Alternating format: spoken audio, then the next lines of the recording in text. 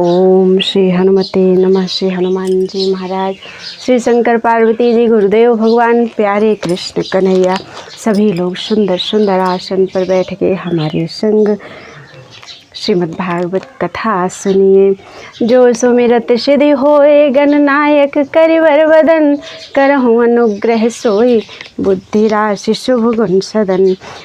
मूक होई बाचाल, पंगु चढ़े गिरिवर गहन, जासु कृपा सुदयाल, द्रवहु सकल कलिमल दहन। नील सरोरुह श्याम तरुण अरुण बारिद नयन, करहु सुममोर धाम, सदा क्षीर सागर शयन। कुंद इंदु सम उमार मन करुणा अयन, जाहि दीन परनेह करहु कृपा मर्दन मयन। बंदउ गुरुपद कंज, कृपा सिंधु नर रूप हरि, महामोह तम पुंज, जासु वचन रवि कर्ण कर। प्रणव पवन कुमार, खलवन पावक ज्ञान घन, जासु हृदय आगार, बसहि राम सर चाप धरे। कराग्रे वस्ते लक्ष्मी, कर मध्य सरस्वती, कर मूले तु गोविंदा, प्रभाते कर दर्शनम। समुद्र वसने देवी, पर्वत स्तन मंडले, विष्णुपत्नी नमस्तुभ्यं, पाद स्पर्श क्षमस्व मे। ब्रह्मा मुरारी त्रिपुरांतकारी, भानुशशि भूमि सुतो बुधश्च, गुरुर् शुक्रः शनि राहु केतवः, कुर्वन्तु सर्वे मम सुप्रभातम्।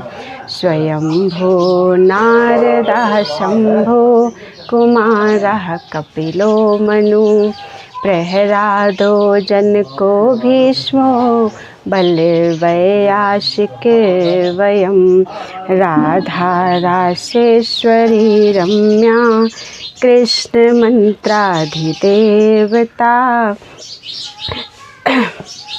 सर्वाद्या सर्ववन्द्या च, वृंदावन बिहारिणी, वृंदाराध्या रमा शेष, गोपी मंडल पूजिता। सत्या सत्य परा सत्य भामा, श्री कृष्ण वल्लभा। वृषभानुसुता गोपी, मूल प्रकृति ईश्वरी, गांधर्वा राधिका आरम्या, रुक्मिणी परमेश्वरी। परात्परतरा पूर्णा, पूर्णचंद्र निभानना, भुक्ति मुक्ति प्रदा देवी, भवव्याधि विनाशिनी।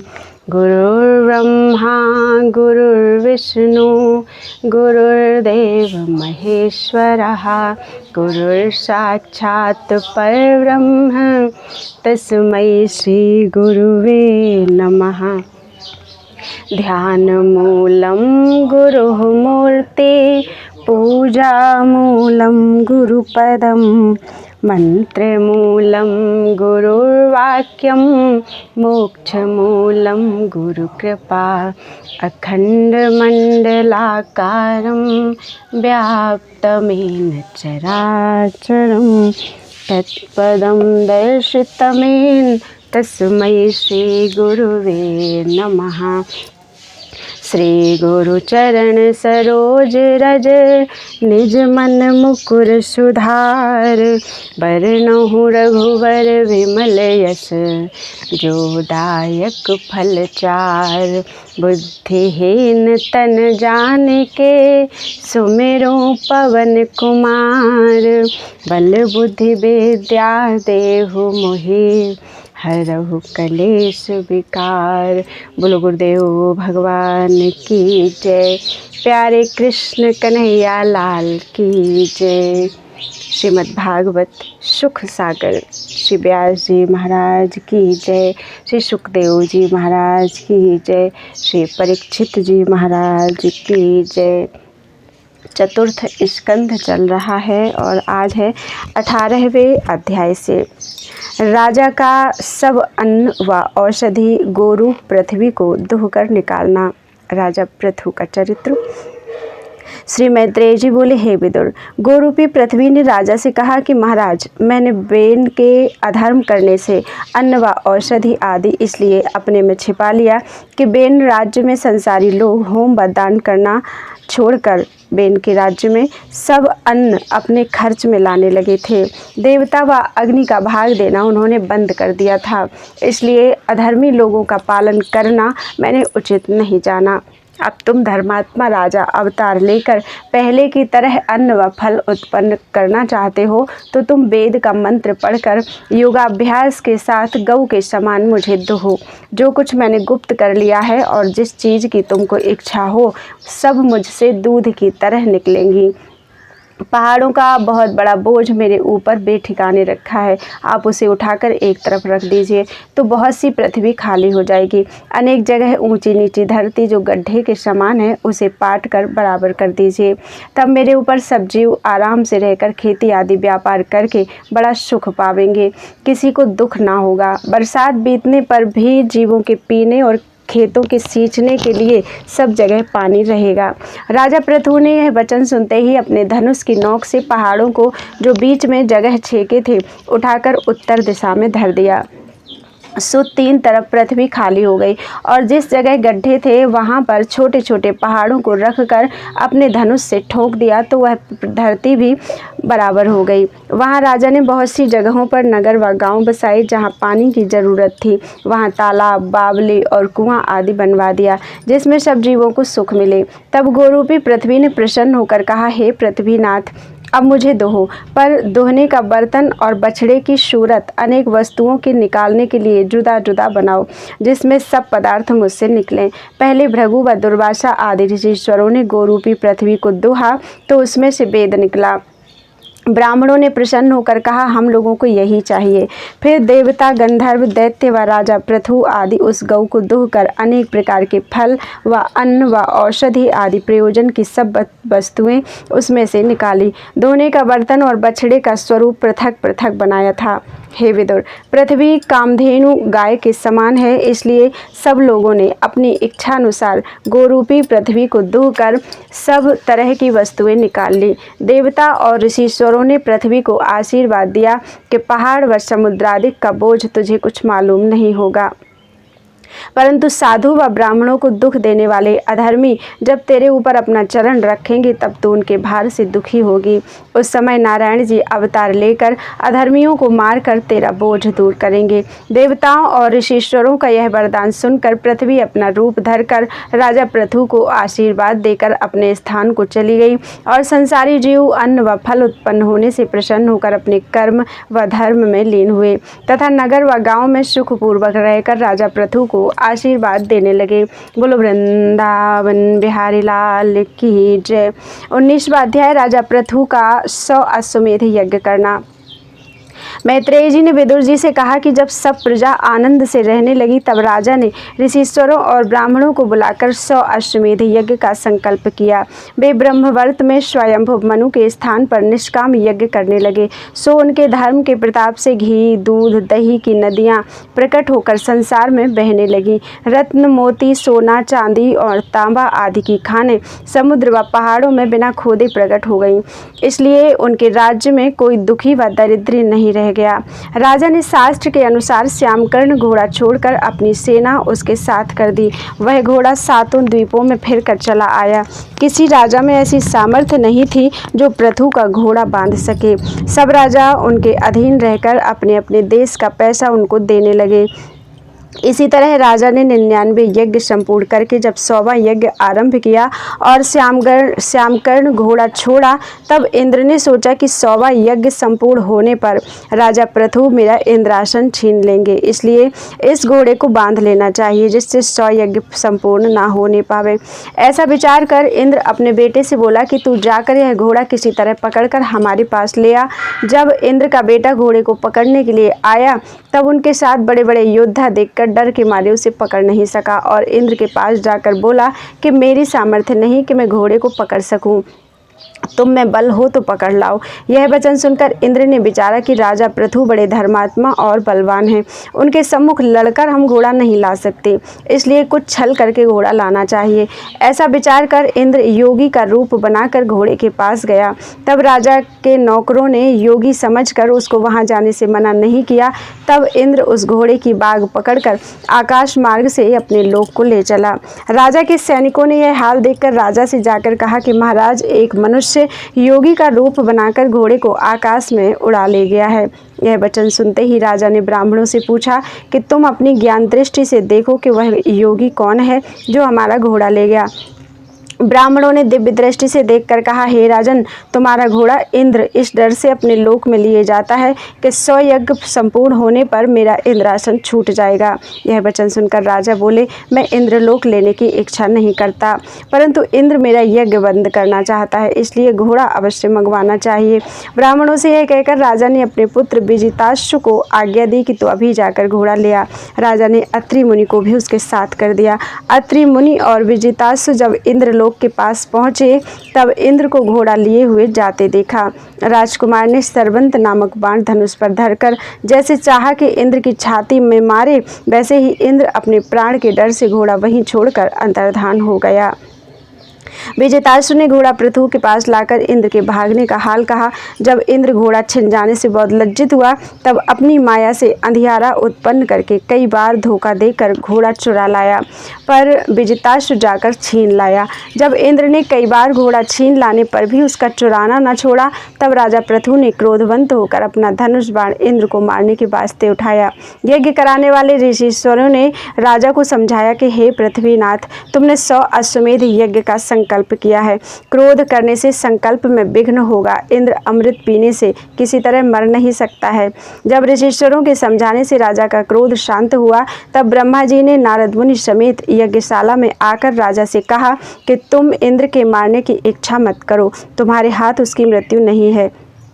तुम्हें इंद्रासन लेने की इच्छा हो तो उसको इंद्रपुरी से निकाल कर वहाँ का राज्य भोगो, और मुक्ति की चाहना रखते हो तो 100वां यज्ञ मत करो। जितने यज्ञ तुमने किए हैं उन्हीं के प्रताप से परमेश्वर तुमको दर्शन देकर मुक्ति पदवी देवेंगे। तुम्हारे यज्ञ करने का हाल सुनकर संसारी लोग शुभ कर्म करेंगे। और जब ब्रह्मा जी के समझाने से राजा पृथु ने अपना क्रोध क्षमा किया, तब ब्रह्मा जी नारद मुनि समेत अपने लोक को गए। राजा ब्राह्मणों से बोला कि मैं इंद्रलोक की इच्छा नहीं रखता। 99 यज्ञ अच्छी तरह संपूर्ण हुए, एक यज्ञ बाकी है, वह मैं नहीं करूँगा। पूर्णाहुति अग्निकुंड में डाल दो। जैसे ही ऋषीश्वरों ने मंत्र पढ़कर पूर्णाहुति किया, वैसे ही ब्रह्मा ने नारायण जी के पास जाकर कहा, महाराज, इंद्र के सामने दूसरा कोई यज्ञ नहीं कर सकता, पर राजा परम भक्त पृथु का संकल्प झूठा नहीं होना चाहिए। आप संसार के मालिक हैं, जैसा उचित हो वैसा कीजिए।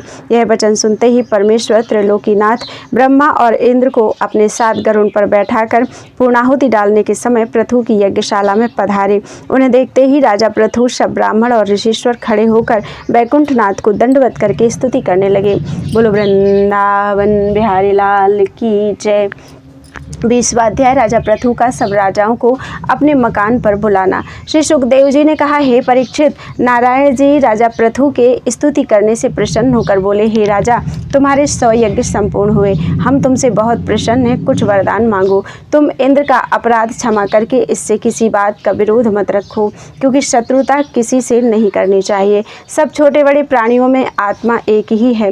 शुभ या अशुभ कर्म करने से भला व बुरा कहलाता है, सो तुम दया व धर्म से प्रजा का पालन करो। तुम्हें सनकादिक ऋषीश्वर आकर ज्ञान का उपदेश करेंगे। यह वचन त्रिलोकीनाथ से सुनकर राजा पृथु ने विधिपूर्वक उनकी पूजा करके हाथ जोड़कर विनय किया, हे दीनदयाल, मैं किसी के साथ शत्रुता नहीं रखता और न इंद्रलोक या दूसरी वस्तु लेने की चाहना करता हूँ। केवल यही चाहता हूँ कि आपके चरणों की भक्ति व प्रीति मेरे हृदय में बनी रहे। आप लक्ष्मी जी से भी अधिक अपने भक्तों को प्यार करते हैं।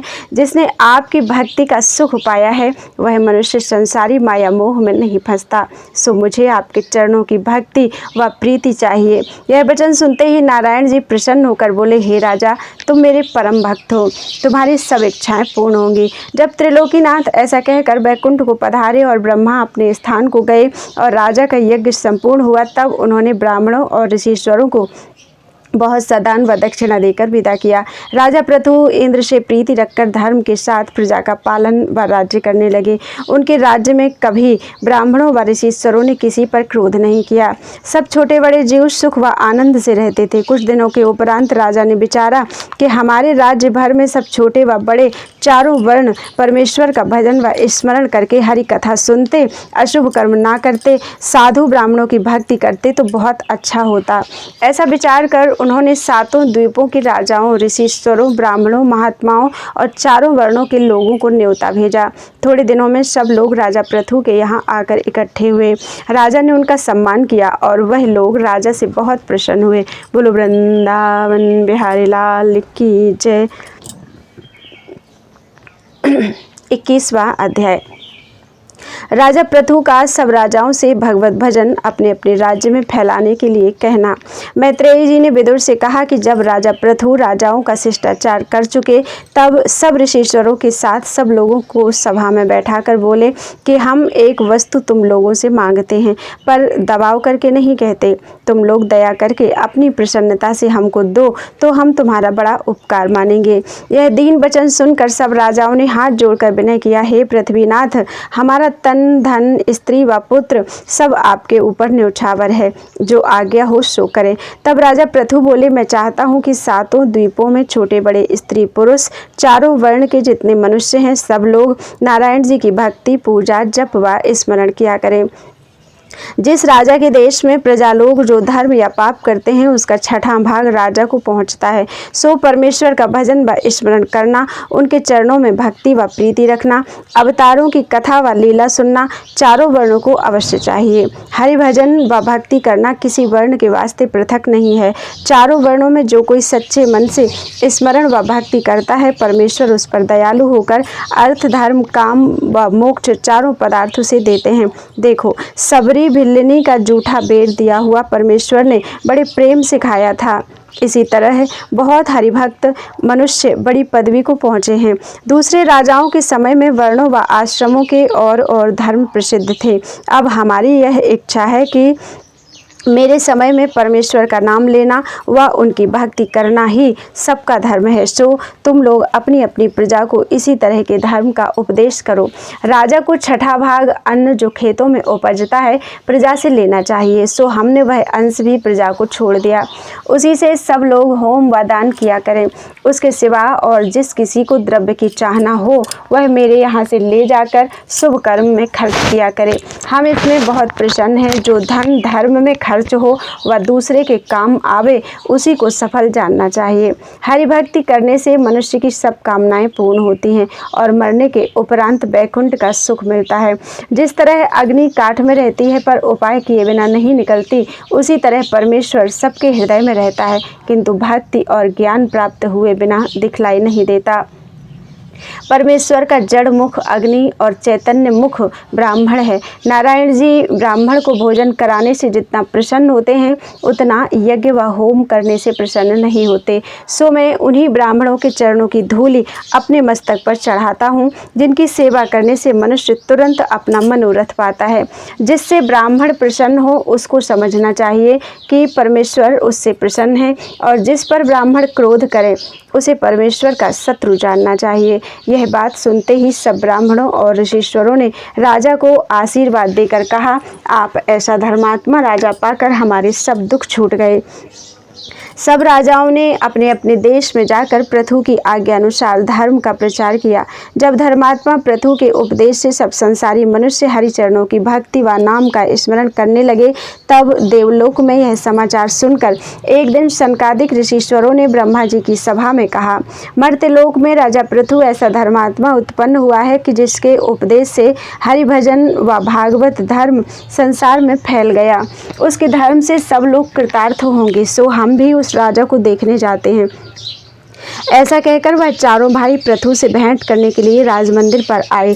राजा उन्हें आकाश मार्ग से सूर्य के समान आते देखकर अपनी सभा समेत उठ खड़ा हुआ और दंडवत करके बड़े हर्ष व सम्मान से सिंहासन पर बैठाकर उनके चरण धोए और विधि पूर्वक पूजन करके चरणामृत लेकर हाथ जोड़कर विनय किया।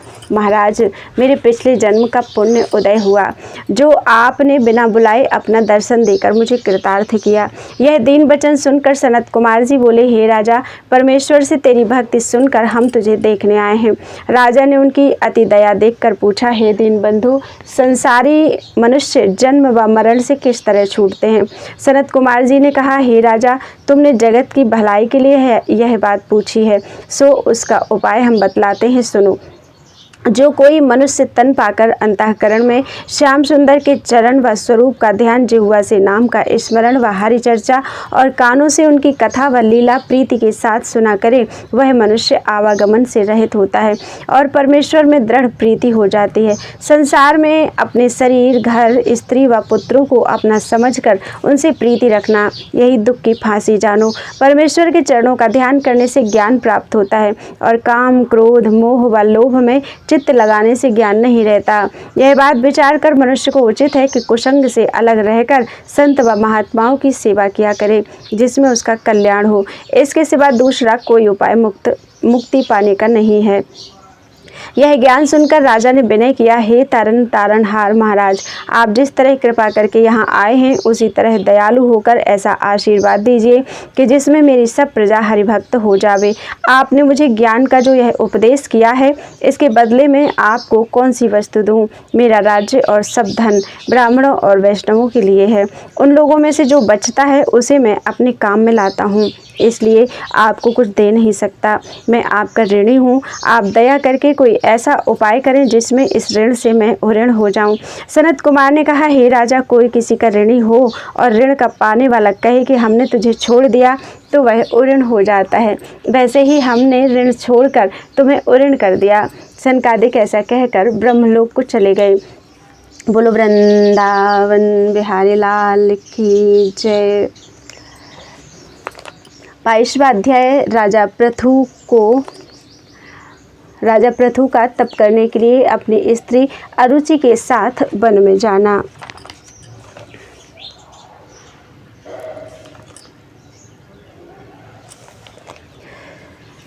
मैत्रेय जी ने कहा, हे विदुर,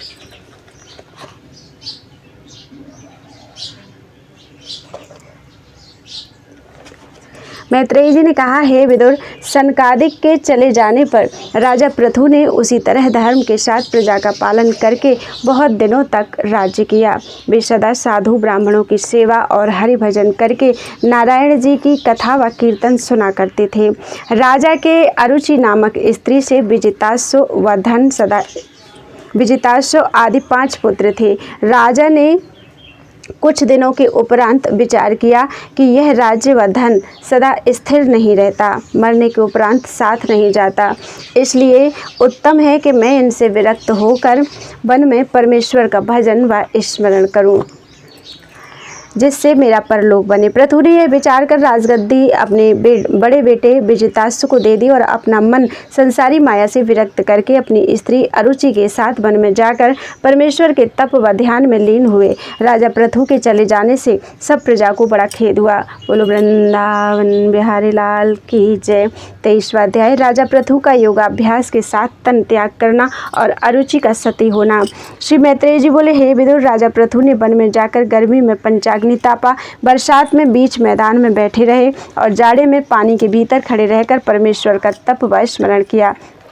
जब इसी तरह कुछ समय स्त्री समेत तप करते बीत गया, तब एक दिन राजा ने विचारा कि अब यह तन छोड़कर बैकुंठ में जाना चाहिए। यह निश्चय करके मध्याह्न के समय राजा पृथु ने परमेश्वर के ध्यान में योगाभ्यास के साथ बैठकर ब्रह्मांड की राह अपने प्राण निकाल दिए। तब उनकी स्त्री अरुचि ने राजा का यह हाल देखकर पहले तो बहुत सोच किया, फिर मन को धैर्य देकर उठी और वन में से लकड़ी बटोर कर चिता बनाई, उस पर राजा की लोथ धरकर आग लगा दिया और अपने पति के चरण देख देखती हुई चिता की 7 परिक्रमा करके हाथ जोड़कर बोली, महाराज मैं आपके बिना दूसरी जगह नहीं रह सकती। मुझे अकेली छोड़कर आप कहाँ चल दिए? जहाँ आप जाते हैं वहीं मुझको भी अपने साथ सेवा करने के लिए ले चलिए। आपकी सेवा करने से मेरा परलोक बनेगा। यह वचन करने के उपरांत रानी भी उस चिता में कूद कर राजा के साथ सती हो गई। उस समय एक बहुत अच्छा जड़ाऊ विमान जिसमें मखमली बिछौने बिछे थे और मोतियों की झालरें लगी थी बैकुंठ से आया। राजा पृथु अपनी स्त्री समेत उस पर बैठकर बैकुंठ को चले गए। बोल वृंदावन बिहारी लाल की जय। 24वां अध्याय देवताओं का पृथु की स्तुति करना और विजिताश्व का धर्म के साथ राज्य करना।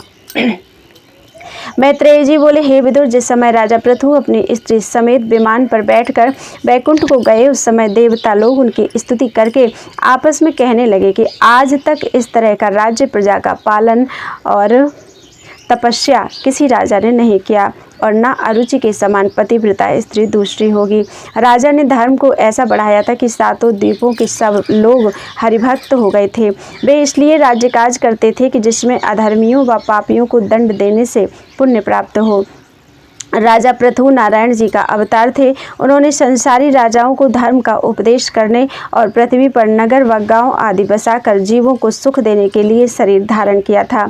इतनी कथा सुनाकर मैत्रेय जी बोले कि हे विदुर, जब राजा पृथु का बड़ा बेटा विजिताश्व राजगद्दी पर बैठा तब उसने अपने 4 भाइयों को 4 दिशाओं का राज्य बांट दिया और अपनी राजगद्दी पर आप बैठकर धर्म के साथ प्रजा का पालन करने लगा। उसके राज्य में भी सब प्रजा सुखी रहती थी। इतनी कथा सुनाकर सुखदेव जी बोले, हे परीक्षित, एक बार वशिष्ठ जी ने 3 तरह की अग्नि को, एक वह अग्नि जिसमें ब्राह्मण हवन करते हैं, दूसरी रसोई बनाने की और तीसरी जो काष्ठ में रहती है, शाप दिया था कि तुम मर्त्यलोक में जाकर मनुष्य का जन्म लो। उस शाप से उन 3 अग्नियों ने संसार में आकर राजा विजिताश्व के यहाँ शिखंडिनी नाम स्त्री से जन्म लिया। राजा ने पावक, पुमान व सची उनका नाम रखा। वे लोग थोड़े दिन संसार में रहकर तन छोड़कर फिर अग्नि देवता हो गए। राजा विजिताश्व के प्रसूति नाम की दूसरी स्त्री से हविर्धान नाम का बेटा उत्पन्न हुआ। उसका विवाह हविर्धानी नामक अग्नि की कन्या से हुआ। हविर्धान के उस स्त्री से प्राचीन, बरहिस आदि 6 बेटे उत्पन्न हुए।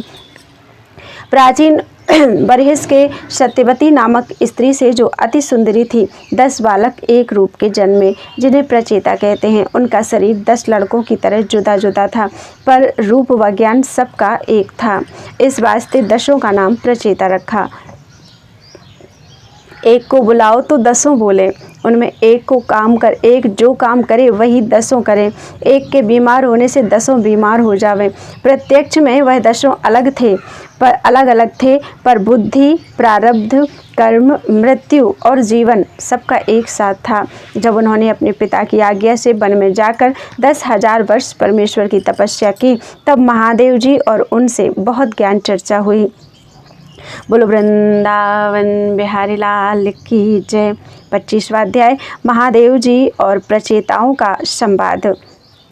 विदुर जी ने इतनी कथा सुनकर श्री मैत्रेय ऋषिश्वर से पूछा, जो कुछ ज्ञान चर्चा महादेव जी व प्रचेतों से हुई थी वह वर्णन कीजिए। मैत्रेय जी ने कहा कि प्रचेता लोग जब उत्पन्न हुए तब प्राचीन बरहिस ने उन 10 पुत्रों को आज्ञा दी कि पहले तुम लोग वन में जाकर परमेश्वर का तप करो। भगवान का दर्शन होने के उपरांत नारायणी सृष्टि संसार में उत्पन्न करना। प्रचेता लोग यह वचन सुनते ही घर से निकलकर पश्चिम दिशा में समुद्र के निकट चले गए। उनको वहाँ एक बहुत रमणीक स्थान तालाब के किनारे दिखलाई दिया, सो उन्होंने वहाँ बैठकर आपस में विचारा कि हम नहीं जानते कि नारायण जी कौन हैं और किस तरह उनका तप व स्मरण करना चाहिए। वे लोग इसी चिंता में बैठे थे कि उसी समय मनुष्य की कुछ बोली उनको सुनाई देने लगी। तब उन्होंने आपस में कहा कि यहाँ कोई दिखलाई नहीं देता, यह कौन बोलता है। यही चर्चा कर रहे थे कि महादेव जी उसी तालाब में से निकलकर वहाँ आए। उनके साथ देवता लोग स्तुति करते और गंधर्व गाते थे। जब प्रचेता लोग उनको नहीं पहचान कर उसी तरह बैठे रहे तब शिवजी ने कहा, हे प्रचेतो, हम महादेव हैं, तुम लोगों को ज्ञान सिखलाने के लिए यहाँ आए हैं कि तुम लोग नारायण जी का भजन व स्मरण इस तरह करो जिसमें उनका दर्शन तुमको प्राप्त हो। मैं जिस तरह परमेश्वर को जानता हूँ उसी तरह नारायण जी के भक्त मुझे प्यारे हैं, सो मैं तुम्हें हरिभक्त सिखाकर हरिभक्त समझकर ज्ञान सिखलाता हूँ। यह वचन सुनते ही प्रचेतों ने बड़े हर्ष से खड़े होकर शिवजी को दंडवत किया और बड़े सम्मान से बैठाकर विनयपूर्वक उनकी स्तुति करने लगे। तब शिवजी ने नारायण स्तुति का हंस गुह्य स्तोत्र प्रचेतों को सिखलाकर कहा, तुम लोग नित्य प्रातःकाल व संध्या और स्नान करने के उपरांत यह स्तोत्र पढ़कर नारायण जी की स्तुति और चतुर्भुजी स्वरूप का ध्यान किया करो। परमेश्वर तुम्हें जल्दी मिलेंगे। हे प्रचेतों, मैं हरि भक्तों और ज्ञानियों का दर्शन किया करता हूँ। जो लोग अपने अज्ञान से परमेश्वर के भजन व स्मरण में चाहना नहीं रखते, उनको ज्ञान सिखलाकर 100 जन्म तक कृतार्थ कर देता हूँ। ब्राह्मण, क्षत्रिय, वैश्य और शूद्र वेद व शास्त्र में बताए हुए अपने धर्म में दृढ़ रहें, पाप व अधर्म के निकट ना जावें, वे मनुष्य चतुर्भुजी रूप परमेश्वर को पाते हैं। इस तरह का धर्म व हरिभक्ति करने वाले मनुष्य दूसरी बात का कुछ प्रयोजन नहीं रखते। महादेव जी प्रचेतों को यह ज्ञान सिखलाकर कैलाश को चले गए। बोलो वृंदावन बिहारी लाल की जय। 26वां अध्याय नारद जी का प्रचेतों के बाप प्राचीन बरहिस से भेंट करना। साधन यज्ञ अनेक से सरे न एको काम, बिना भक्ति भगवंत की जीव न लह विश्राम। मैत्रेय जी ने कहा, हे विदुर जी, प्रचेता लोग साधु व वैष्णव की बड़ाई और परमेश्वर के मिलने का उपाय महादेव जी से सुनकर आनंद पूर्वक स्तोत्र पढ़ने और नारायण जी का ध्यान करने में लीन हुए। जब उनको 10,000 वर्ष हरिभजन करते करते बीत गए, तब परमेश्वर ने प्रसन्न होकर दर्शन देकर बड़े हर्ष से उन्हें वरदान दिया। तिस पर भी वे लोग संसारी व्यवहार झूठा समझकर उसी तरह परमेश्वर का तप व ध्यान करते रहे। उनके पिता प्राचीन बरहिस ने बहुत दिनों तक संसारी सुख व राज्य भोग कर यह बात विचारा कि राज्य व द्रव्य भगवान जी की दया से पाकर यह धन संसारी सुख में खर्च करना अच्छा नहीं होता। इसे यज्ञ व दानादिक में खर्च करके अपना परलोक बनाना चाहिए। ऐसा विचार कर राजा ने यज्ञ व दान करना आरंभ कर दिया। शास्त्रानुसार जिन जिन स्थानों पर यज्ञ करना उचित था वहाँ यज्ञ किए, पर राजा का मन विरक्त ना हुआ। इंद्रलोक व स्वर्ग के सुख की चाहना रखता था। उसका यह हाल देखकर नारद जी ने विचारा कि राजा की आयु यज्ञ करते करते बीती जाती है, पर केवल यज्ञ करने से इसका परलोक नहीं बनेगा। यह राजा धर्मात्मा पृथु के कुल में उत्पन्न हुआ है, इसलिए कुछ ज्ञान सिखाकर इसे भवसागर पार उतारना चाहिए। यह बात विचार कर नारद मुनि मर्त्यलोक में राजा के पास आए। उन्हें देखते ही राजा ने बड़े हर्ष से दंडवत किया और आदर भाव से बैठाकर हाथ जोड़कर विनय किया, महाराज, मेरा भाग्य उदय हुआ जो आप ऐसे महात्मा पुरुष ने कृपा करके मुझे दर्शन दिया। नारद जी हंसकर बोले, हे राजा, सच बात है, तेरा बड़ा भाग्य था जो तू मनुष्य तन पाकर भरत खंड का राजा हुआ। तुमने इस भरत खंड कर्म भूमि में यज्ञ आदि बहुत धर्म कर्म किया। जहाँ जाने की इच्छा करके चले उस ठिकाने पर पहुँचना चाहिए। कदाचित चलते चलते मार्ग में आयु पूरी हो जाए और अपने स्थान पर ना पहुँचे तो उस मार्ग पर चलने से थकने के सिवा क्या लाभ होगा। नारद मुनि का यह वचन सुनते ही राजा ने बड़े आश्चर्य से मन में कहा कि वेद व पुराण में यज्ञ और दान करने का बड़ा पुण्य वर्णन किया है, उससे अधिक दूसरा धर्म नहीं लिखा है, और नारद जी ऐसा कहते हैं, इसका क्या भेद है। राजा ने यह बात विचार कर राजा चिंता करने लगे। बोलो वृंदावन बिहारी लाल की जय। 27वां अध्याय राजा प्राचीन बरहिस का उन जीवों का स्वरूप देखना जिनको मारकर यज्ञ में हवन किया था। नारद जी ने राजा के मन की बात अपने ज्ञान से समझकर विचार किया कि जब तक राजा को कुछ डर ना दिखावेंगे तब तक उसका मन यज्ञ करने की तरफ से फिर नहीं सकता। ऐसा विचार कर नारद मुनि ने अपने योग बल से जितने पशु राजा ने यज्ञ में मारे थे उन सबों को आकाश में राजा के सामने लाकर खड़ा कर दिया। जब वे सब जीव राजा को घूरने लगे तब नारद मुनि बोले, हे राजा, यह सब जानवर तुझको क्यों देख रहे हैं। जैसे ही राजा ने आकाश की तरफ आंख उठाकर उनको क्रोध से अपनी तरफ घूरते हुए देखा, वैसे ही मारे डर के कांपता हुआ नारद जी से बोला, हे मुनिनाथ, मैंने इन सब पशुओं को मारकर यज्ञ में हवन किया, सो ये सब किस लिए मुझे क्रोध से देखते हैं। आप कृपा करके इसका कारण बताइए जिसमें मेरा डर व संदेह छूट जावे। यह वचन सुनकर नारद जी बोले, हे राजन, जिस तरह तुमने इन जीवों को मारकर यज्ञ में हवन किया था उसी तरह तुमको भी ये सब पशु एक एक जन्म में मार कर अपना बदला लेंगे। यह वचन सुनते ही राजा को इस बात का बड़ा सोच हुआ कि जितने जीव मैंने मारे हैं उतने जन्म मुझे लेने पड़ेंगे, तब इनके बदले से मैं ऋणी होऊंगा। मुझसे बड़ी चूक हुई जो इतने जीवों को मारकर हवन किया। ऐसा विचार कर राजा बोला, महाराज, जितने पंडित, उपरोहित और मंत्री लोग मेरे यहाँ हैं, सबने मुझको यह मत दिया था कि यज्ञ करने से उत्तम दूसरा धर्म नहीं है, और आप मुझे इसमें डर दिखलाते हैं, इसका कारण कहिए। उस समय राजा के निकट एक पिंजरे में मैना और एक पिंजरे में तोते को देखकर नारद जी बोले, हे राजन, यह तोता मैना से बारंबार कहता है कि तू मुझको इस पिंजरे से निकाल दे तो मैं बंदी से छूटकर वन में पक्षियों के साथ विहार करूं। मैना कहती है, हे तोते, मैं भी चाहती हूं कि कोई मुझे इस पिंजरे से बाहर निकाल देता तो अपने साथियों में जाकर खुशी मनाती। सो दोनों आपस में एक दूसरे से कहते हैं कि पहले तुम उड़ो, पर उड़ने की सामर्थ्य दोनों नहीं रखते। यह बात सुनकर राजा बोला, हे मुनिनाथ, यह तो दोनों पिंजरे में बंद हैं, एक दूसरे को कैसे निकाल सकें? जब इनमें से एक पिंजरे के बाहर हो तो दूसरे के निकालने का उपाय करे। नारद जी बोले, हे राजन, इसी तरह तुम्हारे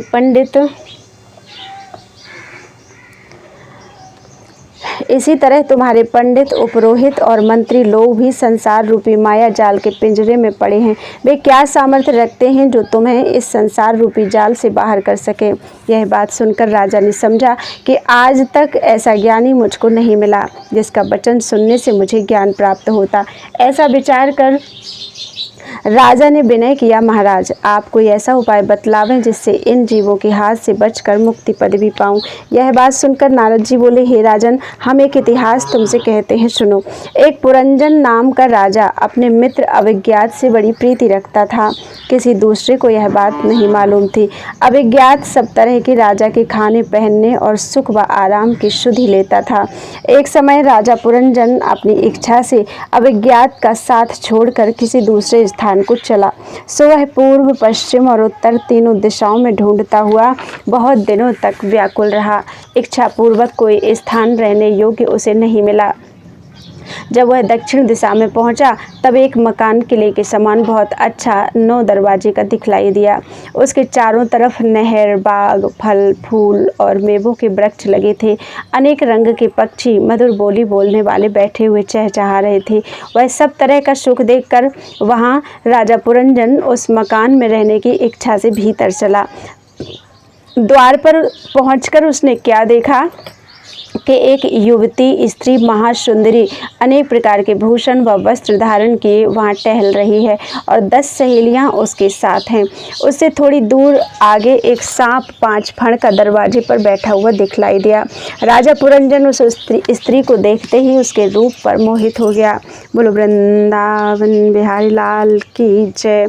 28वां अध्याय, राजा पुरंजन का उस स्त्री से विवाह करके सुख व विलास करना। नारद जी बोले, हे प्राचीन बरहित, जब राजा पुरंजन का चित्त उस स्त्री पर मोहित हो गया तब उसके पास जाकर प्रेम से पूछा, हे सुंदरी, तुम देवकन्या और लक्ष्मी के समान किसकी बेटी व स्त्री हो? किस इच्छा से यहाँ टहलती हो? तुम्हारे नेत्र रूपी बाणों से पुरुषों का मन घायल हो जाता है। यह मकान किसने बनाया और इसमें कौन रहता है?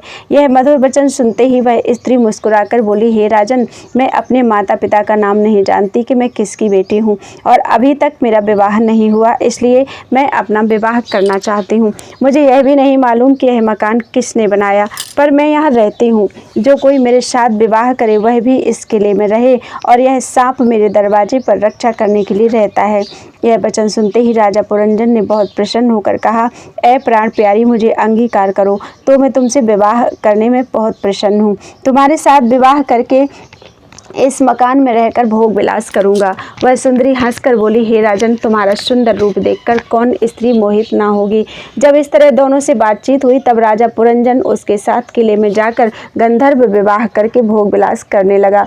राजा ऐसा उसके वश में हो गया कि दिन रात उसी की आज्ञा में रहता, बिना पूछे कोई काम नहीं करता। जब पुरंजन के उस स्त्री से बहुत बेटी व बेटे उत्पन्न हुए तब वह उनका विवाह करने के उपरांत एक दिन बिना पूछे उस स्त्री के रथ पर सवार हुआ और शिकार खेलने के वास्ते वन में जाकर बहुत से पशु मारे।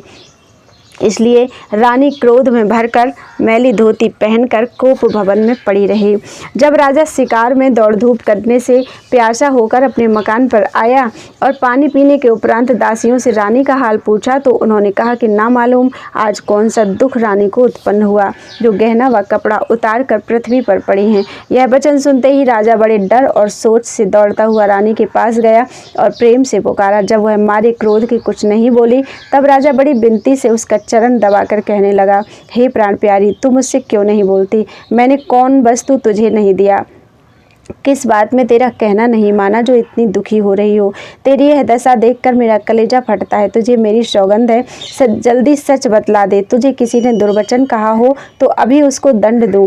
यह वचन सुनकर रानी क्रोध से बोली, यह सब तुम्हारा कसूर है जो मुझसे पूछे बिना शिकार खेलने चले गए थे।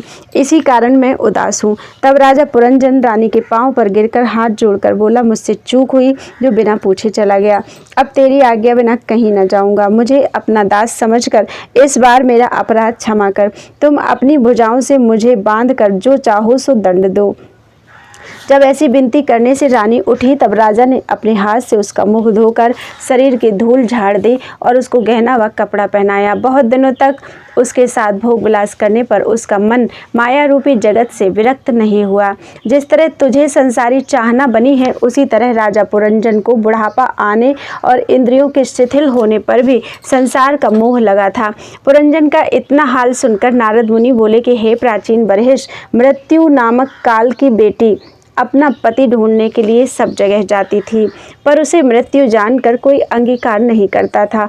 सो वह एक दिन मेरे पास आकर कहने लगी कि तुम मेरे साथ ब्याह करो। जब मैंने नहीं माना तब उसने क्रोध करके मुझे शाप दिया कि तुम एक मुहूर्त से अधिक किसी जगह नहीं रह सकते। दिन रात घूमते फिरते रहो। 2.5 घड़ी से अधिक कहीं ठहरोगे तो तुम्हारा सिर दुखेगा। जब उसने मुझे ऐसा शाप दिया तब मैंने उसे यह उपाय बतलाया कि तू जाकर प्रज्वाल गंधर्व की बहन हो जा। उसकी बड़ी सेना है, वह नित्य एक पुरुष पकड़कर तुझसे भोग करने के लिए दिया करेगा। यह वचन सुनते ही वह कन्या प्रज्वाल गंधर्व से जाकर बोली, मैं तुम्हारी बहन होने के वास्ते आई हूँ। गंधर्व बोला, बहुत अच्छा, तुम यहाँ रहो। फिर प्रज्वाल ने जरा नाम की कुटनी को बुलाकर कहा, तू इसके लिए एक युवा व सुंदर मनुष्य ठहरावे तो हम इसका ब्याह उससे कर दें। इतनी कथा सुनाकर सुखदेव जी बोले, हे राजन, कदाचित कोई किसी को कुछ चीज अपनी खुशी से दे और वह ना ले या धन पाकर दान व पुण्य ना करे, वह मनुष्य पीछे से दुख पाता है। परमेश्वर ने मृत्यु की अवधि इस वास्ते नहीं रखी कि यदि मनुष्य को अपनी मृत्यु का हाल मालूम होगा तो वह अधर्म करना छोड़कर विरक्त हो जाएगा। इसलिए अपनी माया से यह बात परमेश्वर ने गुप्त रखी है। बोलो वृंदावन बिहारी लाल की जय। 29वां अध्याय। प्रज्वाल का अपनी सेना लेकर पुरंजन को मारने के लिए जाना। नारद जी बोले, हे राजन, कुछ दिनों के उपरांत जरा नाम की कुटनी ने जाकर प्रज्वाल गंधर्व से कहा कि राजा पुरंजन इसके साथ विवाह करने योग्य है। तब प्रज्वाल ने 360 गंधर्व और 360 गंधर्विनी सेना को साथ लेकर राजा पुरंजन से लड़ने के लिए जाकर उसका किला घेर लिया। वह सांप जो 5 फण का उसके द्वार पर रहता था गंधर्वों से युद्ध करने लगा और उन्हें भीतर जाने नहीं दिया। अकेला वह सांप लड़ते लड़ते जब थक गया तब उदास होकर कहने लगा कि मैं इतने दिनों तक शत्रु से लड़ा पर मेरा स्वामी भोग विलास में ऐसा आसक्त है कि उसने कुछ भी मेरी सहायता नहीं की। जब इस तरह सोच करने से और लड़ने से वह सांप थक गया और एक खोखले वृक्ष में जा घुसा। तब प्रज्वाल गंधर्व उस किले में आग लगाकर चला गया। पुरंजन व्याकुल हो गया, वह अपने प्राण भी ना बचा सका तो अपने कुटुंब की रक्षा वह क्या करता। वह जलकर मर गया। पर वह दूसरे जन्म में मलय देश में राजा विदर्भ की बेटी हुआ। स्त्री होने का कारण यह है कि मरते समय उसका ध्यान पुरंजनी में लगा था, इसलिए उसे स्त्री का तन मिला। पांचाल देश में मलयध्वज राजा से वह जो बड़ा धर्मात्मा था उसका ब्याह हुआ। बहुत दिनों तक उसने गृहस्थी का सुख उठाया। 7 बेटे व कई पोते उत्पन्न हुए। बोलो वृंदावन बिहारी लाल की जय। 30वां अध्याय। राजा मलयध्वज का मरना और पुरंजन का अपने मित्र अविज्ञात से भेंट करना। नारद जी ने कहा, हे प्राचीन बर्हिष्ठ, मलयध्वज बहुत दिनों तक राज्य करके अगस्त्य मुनि से ज्ञान सीख कर संसारी माया से विरक्त हो गए और राजगद्दी अपने बेटे को देकर स्त्री समेत वन में जाकर बहुत दिनों तक हरिभजन करके जब अपना शरीर त्याग किया तब रानी चिता बनाकर और राजा की लोथ उस पर रखकर दाह करने के वास्ते तैयार हुई, पर मोहवश आग न लगाकर अति विलाप करने लगी।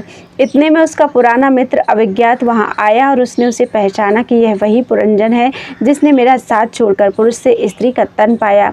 उसकी यह दशा देखकर अविज्ञात ने दया करके जब स्त्री रूपी पुरंजन से पूछा, तू क्यों इतना रोती है और यह तेरा कौन था जो मर गया? मुझको तूने पहचाना या नहीं? रानी बोली, मैं तुमको नहीं पहचानती, यह मेरा पति मर गया, इसके शोक में रोती हूँ। यह बात सुनकर अविज्ञात ने कहा, तू पूर्व जन्म में पुरंजन नाम का पुरुष था और मैं अविज्ञात नाम का तेरा मित्र हूँ। तू मेरा साथ छोड़कर घर से निकल आया और एक स्त्री के संग भोग विलास व संसारी सुख में फंसकर मुझे भूल गया, इसलिए तूने स्त्री का तन पाया। इसके मरने का शोक छोड़कर पुरुष तन मिलने का उपाय करना चाहिए। हम और तुम दोनों मनुष्य हंस रूपी जीवात्मा और परमात्मा मान सरोवर के किनारे के रहने वाले हैं। तू संसारी मोह में फंस कर नष्ट हो गया। यह जीव माया से 84 लाख योनि में अनेक प्रकार का तन पाता है। यह वचन सुनते ही जब स्त्री रूपी पुरंजन को ज्ञान उत्पन्न हुआ तब उसने पति का शोक छोड़कर उसकी लोथ जला दी और अविज्ञात की आज्ञा अनुसार हरिभजन में लीन हो गया। यह शरीर छोड़ने के उपरांत उसे पुरुष का तन मिला और वह अविज्ञात से जा मिला। इतनी कथा सुनाकर प्राचीन बर्हिष्ठ ने नारद जी से पूछा कि महाराज, मैं संसारी जीव इतना ज्ञान नहीं रखता जो इस कथा का अर्थ समझ सकूं। आप दया करके विस्तार पूर्वक इसका हाल वर्णन कीजिए, तब मेरी समझ में आवे। यह वचन सुनकर नारद जी बोले, हे राजा, पुरंजन को जीव और अविज्ञात नामक मित्र को परमेश्वर समझना चाहिए, जो इस जीव की रक्षा सब जगह नरक व गर्भाधिक में करते हैं पर किसी को दिखलाई नहीं देते। यह जीव परमेश्वर का स्मरण व ध्यान छोड़कर संसारी सुख में फंस जाता है और जैसे कर्म करता है उन्हीं कर्मों के अनुसार 84 लाख योनि में जन्म पाकर इच्छा पूर्वक उस तन में सुखी नहीं होता। उसी तरह पुरंजन भी अविज्ञात का साथ छोड़कर 84 लाख योनि में बहुत दिनों तक भ्रमता रहा। जिस तरह यह जीव मनुष्य का तन पाकर प्रसन्न होता है, उसी तरह पुरंजन भी किले को देखकर बहुत खुश था। जैसे उस किले में 9 द्वार थे, वैसे ही मनुष्य तन में कान व नाक आदि 9 छिद्र इंद्रियों के हैं। मनुष्य का शरीर रथ के समान है, जिस पर बैठकर पुरंजन शिकार खेलने गया था। उस रथ के घोड़े इंद्रियों को समझना चाहिए। जिस ओर मन आदि इंद्रियां दौड़ती हैं वही काम मनुष्य करता है। मनुष्य के अहंकार को वह सांप जो पुरंजन ने किले के दरवाजे पर देखा था समझना उचित है, क्योंकि मनुष्य बुढ़ापे के समय भी अपना अहंकार नहीं छोड़ता। वह कहता है कि हम मरते दम तक अपने लड़के बालों का पालन करेंगे। वह यह बात नहीं जानता है कि सबका पालन करने वाले परमेश्वर हैं। मनुष्य की बुद्धि को वह स्त्री जिस पर पुरंजन मोहित हुआ था समझना चाहिए। जिस तरह मरते दम तक बुद्धि मनुष्य के साथ रहकर अपनी इच्छा पूर्वक उससे काम कराती है, उसी तरह पुरंजन ने भी उस स्त्री के वश रहकर अपनी आयु बिताई। और जैसे अज्ञानी मनुष्य अपनी बुद्धि व कर्तव्य के सामने उत्पन्न व पालन करने वाले परमेश्वर त्रिलोकीनाथ को भूलकर और पुराण की बातों पर विश्वास ना करके अंत में दुख पाता है, वैसे ही पुरंजन भी अपने मित्र अविज्ञात का साथ छोड़कर बुद्धि रूपी स्त्री का संग करके बहुत दुखी हुआ था। जिस तरह मनुष्य परिश्रम करने पर भी अपना मनोरथ ना पाकर पछताता है, उसी तरह पुरंजन ने भी जलने व मरने के समय चिंता की थी। मनुष्य के तन में काम, क्रोध, लोभ, मोह आदि जो भरा रहता है उसको पुरंजन का परिवार समझना चाहिए। जिस तरह बुढ़ापा मरने वाले की खबर काल के यहाँ जाकर देती है कि उसको मार लो, उसी तरह जरा नाम की कुटनी ने भी पुरंजन के बुढ़ापा को देखकर प्रज्वार गंधर्व से उसको मारने के लिए कहा था। उस काल कन्या को मृत्यु और प्रज्वार गंधर्व को अंत समय का विषम ज्वर, उसके साथ जो 360 गंधर्व थे उन्हें दिन और गंधर्वियों को रात्रि समझना चाहिए। उन्हीं को काल की सेना समझो। दिन और रात्रि के बीतने से आयु पूर्ण होने पर काल मार लेता है। जिस तरह बुढ़ापे में इंद्रियों में सामर्थ्य नहीं रहती, शरीर का लहू और मांस सूख जाता है, उसी तरह प्रज्वार गंधर्व की सेना ने जाकर पुरंजन का किला जला दिया था। मरते समय जिस मनुष्य का जिस तन में ध्यान रहता है वह मनुष्य मरने के उपरांत वही तन पाता है। पुरंजन का चित्त मरते समय पुरंजनी में लगा था, इसलिए वह स्त्री हुआ। अबला होने से अपने पति की आज्ञा में रहकर दिन काटने पड़ते हैं। जब तक इस जीव की मुक्ति नहीं होती तब तक इसी तरह 84 लाख योनि में जन्म पाकर दुख से नहीं छूटता। जब वह अविज्ञात नामक मित्र जो ईश्वर है दया करके मनुष्य तन में किसी साधु व महात्मा से भेंट करा दे और उस महात्मा के ज्ञान उपदेश करने से मनुष्य हरि कथा व कीर्तन सुनकर अज्ञान छोड़कर हरि चरणों में प्रीति करे, तब ईश्वर का भजन व स्मरण करके जन्म व मरण से छूटे। जिस तरह पुरंजन अविज्ञात मित्र की कृपा से अपना पहला तन पाकर मुक्त हुआ था, सो हे राजा, ईश्वर की दया के बिना साधु व महात्मा का दर्शन व सत्संग मिलना कठिन है और मनुष्य हरिभक्तों का सत्संग व सेवा किए बिना संसार रूपी जाल से नहीं निकल सकता। सो तुमने बहुत दिनों तक राजगद्दी पर बैठकर संसारी सुख भोगा, बहुत से यज्ञ व दान करके यश पाया। अब तुम्हें उचित है कि अपना मन विरक्त करके हरिचरणों में प्रीति लगाकर परमेश्वर का भजन व स्मरण करो, जिसमें तुम्हारा परलोक बने। जब तक संसारी मोह छोड़कर हरिचरणों में भक्ति ना करोगे तब तक आवागमन से छूटना बहुत दुर्लभ है। सो तुम परमेश्वर की कथा व लीला सुनकर जब साधु व महात्मा से सत्संग करोगे तब तुम्हारा अंतःकरण शुद्ध होगा। दान और यज्ञ करने से संसारी लोग थोड़े दिन देवलोक में सुख भोग कर फिर जन्म लेकर दुख पाते हैं और विरक्त होने व भक्ति करने से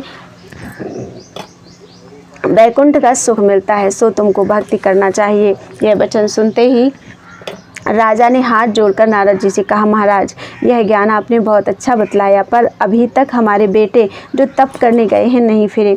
वे लोग आवे तो उन्हें राजगद्दी देकर मैं वन में जाकर परमेश्वर का तप व ध्यान करूं। बोलो वृंदावन बिहारी लाल की जय। 31वां अध्याय। नारद मुनि का एक बाघ हिरण समेत अपने योग बल से प्राचीन बरहिस को दिखलाना। मैत्रेय ऋषिश्वर ने कहा, हे विदुर, यह बात सुनते ही नारद जी ने आश्चर्य में आकर यह विचारा कि मैंने इतना ज्ञान राजा को सिखलाया पर यह विरक्त न हुआ, अभी तक इसे राजगद्दी का मोह बना है। ऐसा विचार कर नारद मुनि अपने योग बल से आकाश में एक बाघ तैयार करके बोले, हे राजन, हमको एक बड़ा अचंभा मालूम देता है। नेक ऊपर तो देखो। राजा ने आंख उठाकर देखा तो आकाश की तरफ उसे एक बहुत सुंदर अच्छा बाग व फल पुष्प लगा हुआ चारों द्वारे का दिखलाई दिया और एक जंगली हिरण उस हरियाली को देखकर कूदता व चौकड़ी मारता हुआ जब उस बाग में आकर घास खाने लगा, तब एक बहेलिया शिकार की सब सामग्री साथ लिए हुए उस हिरण को पकड़ने के लिए बाग में पहुंचा।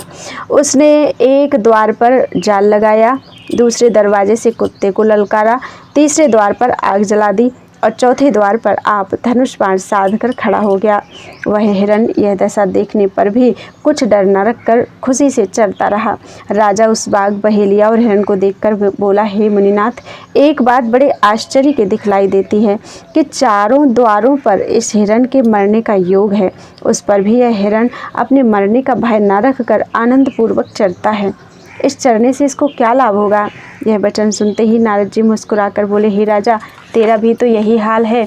बुढ़ापा आने से तेरी सब इंद्रियों की सामर्थ्य जाती रही और मृत्यु का दिन निकट पहुंचा। उसके हाथ से तेरा बचाव नहीं हो सकता, पर तू संसारी माया मोह के जाल में ऐसा लिप्त है कि यह सब हाल आंखों से देखकर भी तुझको अपने मरने का कुछ डर नहीं होता। संसारी सुख व राजगद्दी की तृष्णा तुझको अब तक लगी है। यह ज्ञान सुनते ही राजा के रोम खड़े हो गए। डर के मारे उसे ऐसा जान पड़ा कि उसका शरीर जला जाता है। अपनी यह दशा देखकर नारद मुनि के चरणों पर गिरकर बोला, महाराज, आपने बड़ी कृपा करके मुझे संसारी फंदे से बाहर निकाला, नहीं तो मैं इस माया मोह के महाजाल में फंसा रहता। यह वचन कहकर राजा ने विधि पूर्वक नारद जी का पूजन किया और उसी समय बद्री केदार की तरफ चला गया। वहाँ हरिभजन करके मुक्त पदवी को पहुंचा। नारद मुनि वहां से चले। उसके बहुत दिनों के उपरांत नारायण जी प्रचेतों के तप व स्मरण से प्रसन्न हुए। तब अपने चतुर्भुजी रूप का दर्शन देकर उनसे बोले, तुम लोग वरदान मांगो। तब प्रचेतों ने दंडवत व स्तुति करके विनय किया, महाराज, हम यह वरदान मांगते हैं कि संसारी माया में ना फंसे, साधु व महात्मा का सत्संग हो और आपके चरणों में भक्ति बनी रहे। श्याम सुंदर त्रिलोकीनाथ ने इच्छापूर्वक उन्हें वरदान देकर कहा, तुम लोग गृहस्थ होकर अंत समय मुक्त पदवी पाओगे। जब ऐसा वरदान पाकर वे अपने घर को चले तब रास्ते में क्या देखा कि जो नगर व गांव बसे थे वे सब उजड़कर वन हो गए। यह दशा देखकर प्रचेतों ने कहा कि वन के देवताओं ने हमारा राज्य व देश उजाड़ दिया, सो हम योग की अग्नि से उन्हें जला देंगे जिसमें अपने किए का फल पावें। ऐसा विचार कर जब प्रचेतों ने वन की तरफ क्रोध से देखा तब वह वन जलने लगा और वहाँ के देवता अपने अपने प्राण लेकर भागे और ब्रह्मा जी के पास जाकर यह हाल कहा। तब चंद्रमा ब्रह्मा की आज्ञा अनुसार प्रचेतों के पास आकर बोले, तुम लोग हरिभक्त हो, 10,000 वर्ष तुम लोगों ने परमेश्वर का तप किया है, तुम्हें बिना अपराध ऐसा क्रोध नहीं करना चाहिए। इस वन से सब ऋषीश्वरों, मुनीश्वरों और पशु पक्षियों को भोजन मिलता था, अनेक जीवों की रक्षा होती थी। इसके जलाने से तुम्हें बड़ा पाप होगा। तुमने संसार उत्पन्न करने की इच्छा से परमेश्वर का तप किया है, सो तुम लोग निम्नलोचना नाम की कन्या से, जो वृक्षों की बेटी है, ब्याह करो, उससे तुम्हारी बहुत संतान होगी। चंद्रमा का यह वचन सुनते ही वन के देवता उस कन्या को प्रचेतों के पास ले आए। चंद्रमा के समझाने से प्रचेतों ने अपना क्रोध क्षमा किया, तब वन की अग्नि बुझ गई। प्रचेता लोग उस कन्या से गंधर्व विवाह करके स्त्री समेत अपने बाप की नगरी महेशमती में पहुँचे और राज्य काज करने लगे। चंद्रमा प्रसन्न होकर अपने लोक को गए। उसी कन्या से प्रचेतों की दक्ष नाम का पुत्र उत्पन्न हुआ, जिसने परमेश्वर का तप करके बहुत जीव उत्पन्न किए। जब कुछ दिनों के उपरांत प्रचेता लोग अपने बेटे को राज्य देकर परमेश्वर का तप करने के लिए पश्चिम दिशा को चले, तब राह में उनको नारद जी मिले। उनके उपदेश से प्रचेता लोग परमेश्वर का भजन व स्मरण करके योगाभ्यास के साथ अपना तन छोड़कर गोलोक को गए। मैत्रेय ऋषिश्वर से इतनी कथा सुनकर विदुर जी हस्तिनापुर को चले गए। पति की निंदा सुनते ही तजी सती निज देह, लाखन गारी देत अब पति को त्याग स्नेह। जो चौथे अस्कंध को कहे सुने चित लाए, लहे ज्ञान सुख संपदा पाप पहाड़ बिलाए। बोलो वृंदावन बिहारी लाल की जय। 5वां स्कंध। राजा प्रियव्रत, जड़ भरत तथा 7 द्वीपों, नवखंडों, 14 भुवनों और सब नरकों का हाल। शेष शारदा विनय करी, गोविंद पद सिरधार, यह पंचम स्कंध की कथा कहूँ विस्तार। चढ़े गजराज चतुरंगणी समाज संग, जीति छिति पाल सुर पाल सो सजत हैं। विद्या अपार पढ़ी तीरथ अनेक करी, यज्ञ और दान बहु भांति सो करत हैं। 3 काल में नहाए इंद्रियों को बस लाए, करी बनवास विषय बास न तजत हैं। योग और यज्ञ जप तप को अनेक करें, बिना भगवंत भक्ति भाव न तरत हैं।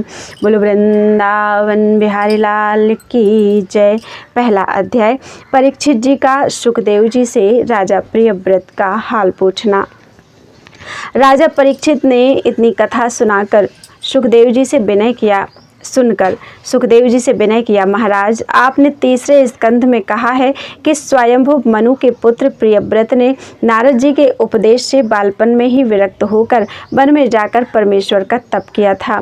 फिर गृहस्थ होकर राज्य भोगने के उपरांत तप करके मुक्त पदवी पाया। हे ब्रह्ममूर्ति, ज्ञान प्राप्त होने पर फिर वह क्यों गृहस्थी में फंसा? जब तक मनुष्य संसारी मोह में फंसा रहकर स्त्री पुत्र व धन को अपना जानता है तब तक वह ज्ञानी नहीं हुआ, और ज्ञान प्राप्त होने से जिसकी संसारी माया छूट जाती है वह फिर जानबूझकर क्यों माया जाल में फंसेगा? यह मेरा संदेह छुड़ा दीजिए। सुखदेव जी हरिचरणों का ध्यान करके बोले, हे राजन, तुमने बहुत अच्छी बात पूछी। उसका हाल इस प्रकार है कि राजा प्रियव्रत ज्ञानी होने पर भी पिछले जन्म के संस्कार से प्रत्यक्ष में राजकाज करता रहा, पर वह गृहस्थाश्रम से भी विरक्त था।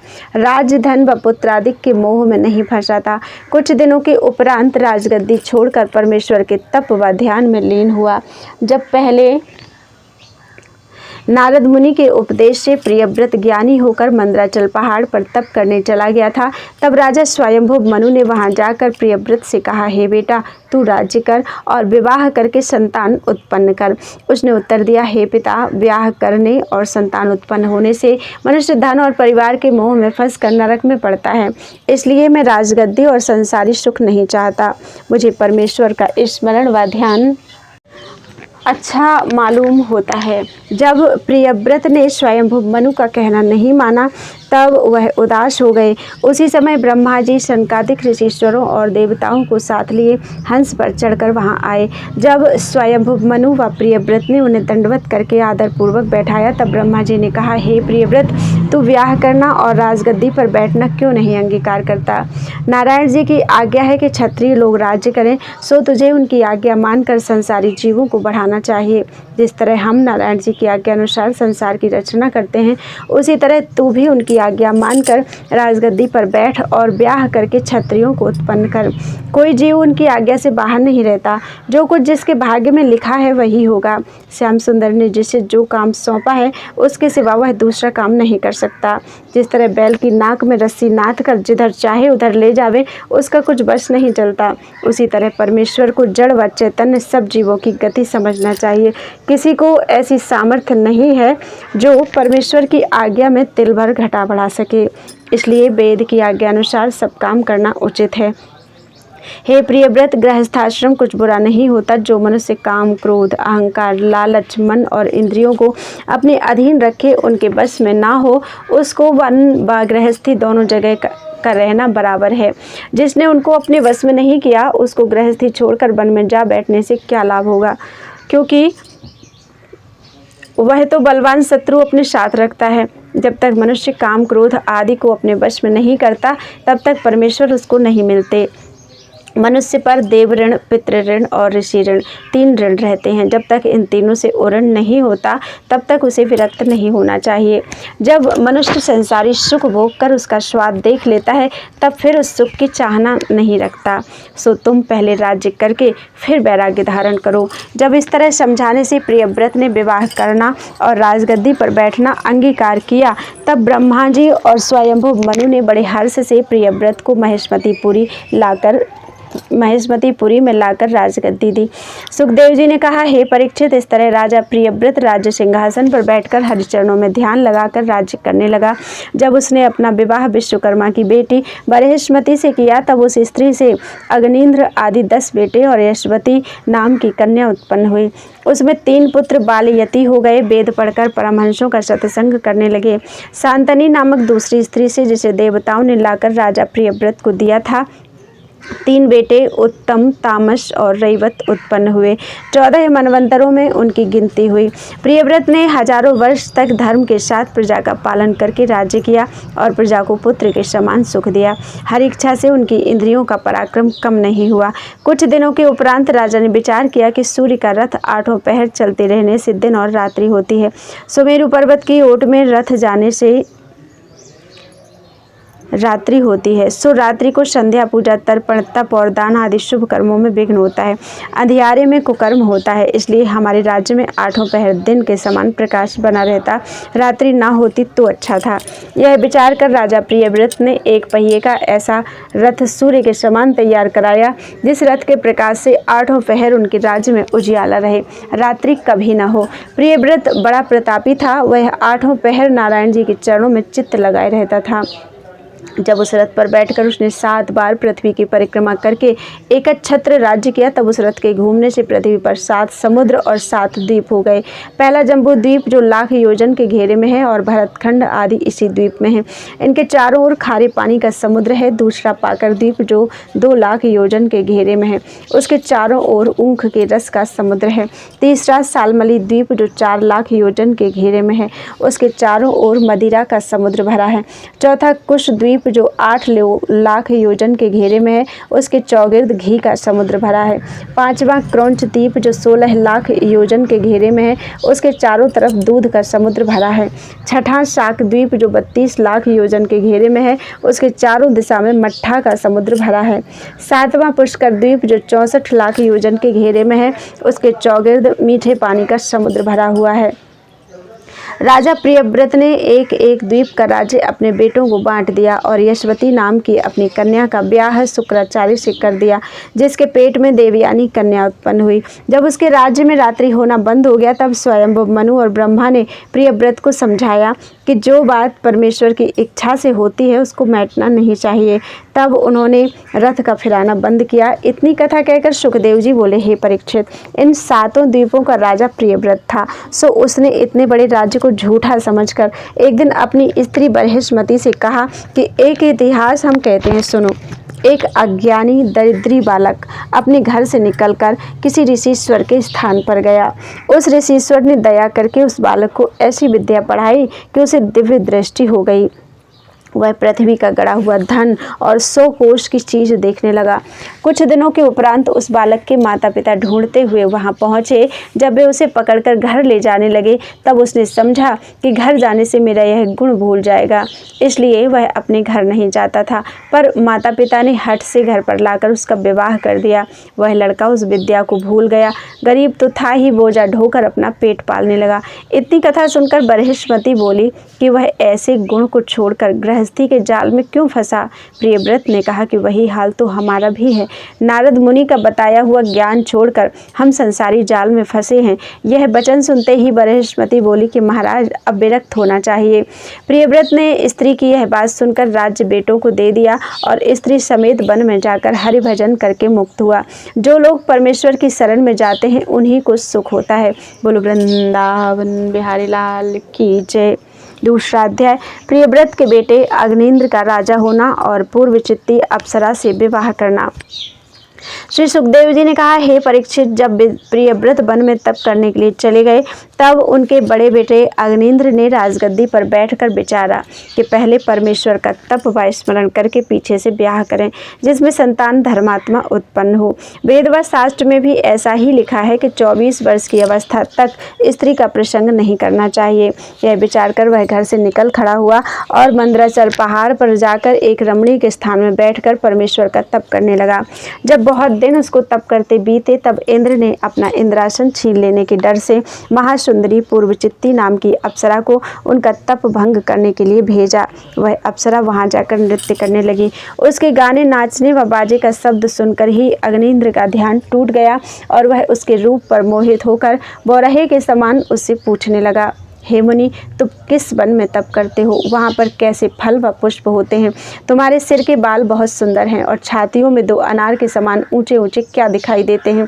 पूर्वचित्ती अपने बालों में जो पुष्प गोहे थी, उस सुगंध से भंवरे गूंजते हुए देखकर राजा बोले कि ये सब तुम्हारे चेले वेद पढ़ने के लिए आए हैं। नाचते समय घुंघरू की झनकार सुनकर कहने लगे कि तुम वेदों का स्वर बहुत अच्छा उच्चारण करते हो।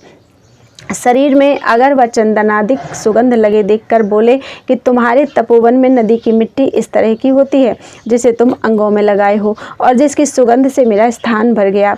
उस वन में क्या इसी रूप के सब ऋषि व मुनि रहते हैं? मुझे तुम्हारा स्थान देखने की अभिलाषा है, सो कृपा करके मुझे दिखला दो। मेरी समझ में तुम लक्ष्मी या नारायण जी की माया हो, जो यहाँ आकर अपने नैनों का बाण चलाकर मुझे ऐसे हिरण को मारना चाहती हो। परमेश्वर ने बड़ी कृपा करके तुम्हारा दर्शन दिया। तुम्हारा मोहिनी रूप मुझको बहुत प्यारा मालूम देता है, इसलिए अब मैं तुम्हारा पीछा नहीं छोड़ूंगा। राजा की यह बात सुनकर पूर्वचित्ती समझ गई कि यह मेरे ऊपर अति मोहित हुआ है। वह मुस्कुराकर बोली, हे राजन, हमारे तपोवन में इसी रूप के सब ऋषि व मुनि रहते हैं। वहाँ ऐसे कंदमूल होते हैं जिनके खाने से मनुष्य सदा तरुण, रूपवान व कोमल बना रहता है। जब तुम अपनी राजगद्दी पर चलकर कुछ दिन मेरे साथ रहो, तब अपना स्थान तुम्हें दिखावें। यहाँ पहाड़ पर मैं तुम्हारे साथ नहीं रह सकती। यह वचन सुनते ही राजा परमेश्वर का तप व ध्यान छोड़कर अप्सरा के साथ राजमंदिर को चले आए और उसके संग विवाह करके 10,000 वर्ष तक भोग विलास और राज्य काज धर्मपूर्वक करते रहे। राजा के नाभि और इलाव्रत आदि 9 बेटे पूर्वचित्ती अप्सरा से उत्पन्न हुए और जन्मते ही अपनी माता के आशीर्वाद से तरुण, तेजवान व बलवान हो गए। पूर्वचित्ती उनका विवाह करके इंद्रलोक को चली गई और राजा ने जम्बूद्वीप के 9 भाग करके एक एक भाग, जिसे 9 खंड कहते हैं, अपने 9 बेटों को बांट दिया। फिर वे वन में जाकर परमेश्वर का तप व ध्यान करने लगे। वन में भी राजा को पूर्व चित्ती के वियोग का बड़ा शोक था। उसी कारण अपना शरीर त्याग कर गंधर्व तन पाकर उससे जा मिले। बोलो वृंदावन बिहारी लाल की जय। तीसरा अध्याय। राजा नाभि के यहाँ ऋषभदेव जी का अवतार लेना। श्री सुखदेव जी बोले, हे परीक्षित, राजा अग्निन्द्र वन में तप करने चला गया और नाभि आदि उसके 9 बेटे अपने अपने खंड में धर्म के साथ प्रजा का पालन करते हुए राज्य करने लगे। कुछ दिनों के उपरांत बड़े बेटे राजा नाभि ने अपनी स्त्री मेरु देवी के साथ संतान की इच्छा से वन में जाकर बहुत दिनों तक परमेश्वर का तप किया। फिर रानी समेत अपने घर आकर ब्राह्मणों व ऋषीश्वरों को बुलाकर यज्ञ करने लगा। जब यज्ञ अच्छी तरह संपूर्ण हुआ तब नारायण जी सांवली सूरत मोहिनी मूरत ने शंख चक्र गदा पद्म धारण किए, किरीट मुकुट कुंडल वैजयंती माला पहने, तापहारिणी चितवन मंद मंद मुस्कुराते हुए अग्निकुंड से निकलकर अपना दर्शन दिया। उन्हें देखते ही राजा नाभि और ऋषीश्वर आदि जितने मनुष्य यज्ञशाला में बैठे थे दंडवत करके खड़े होकर उनकी स्तुति करने लगे। देवताओं ने आकाश से उन पर पुष्प बरसाए। राजा ने हाथ जोड़कर विनय किया, हे त्रिलोकीनाथ, आपने मुझ गरीब की इच्छा पूर्ण करने के लिए दयालु होकर दर्शन दिया। किसकी ऐसी सामर्थ्य है जो आपकी महिमा का वर्णन कर सके। हरि चरणों में भक्ति करने वाले को चारों पदार्थ मिलते हैं। सो मुझे ऐसा वरदान दीजिए कि आपके समान मेरे पुत्र उत्पन्न हो। यह वचन सुनते ही यज्ञ भगवान प्रसन्न होकर बोले, हे राजन, तुमने मेरे समान पुत्र होने की चाह न रखकर तप व यज्ञ किया है, सो हम तेरे घर अवतार लेंगे। यह कहकर भगवान बैकुंठ को पधारे। राजा ने ब्राह्मणों और ऋषीश्वरों को दक्षिणा देकर विदा किया और जैसे ही यज्ञ का प्रसाद अपनी रानी मेरु देवी को खिलाया वैसे ही उसके गर्भ रह गया। तब ब्रह्मा जी देवताओं समेत गर्भ की स्तुति करने के लिए राजमंदिर पर आकर बोले, हे राजन, तेरा भाग्य उदय हुआ। आज आदि पुरुष भगवान तेरे यहाँ पुत्र होकर अवतार लेंगे। ब्रह्मादिक सब देवता गर्भ स्तुति करके अपने अपने लोक को चले गए। 10वें महीने परब्रह्म परमेश्वर ने रानी के गर्भ से अवतार लेकर अपनी सांवली सूरत, चतुर्भुजी मूरत, किरीट कुंडल मुकुट साजे, नवरत्न भुजबंद बनमाला विराजे, कौस्तुभ मणि वैजयंती माला गले में डाले राजा नाभि व मेरु देवी का दर्शन किया। वे दोनों प्रसन्न होकर दंडवत करके उनकी स्तुति करने लगे।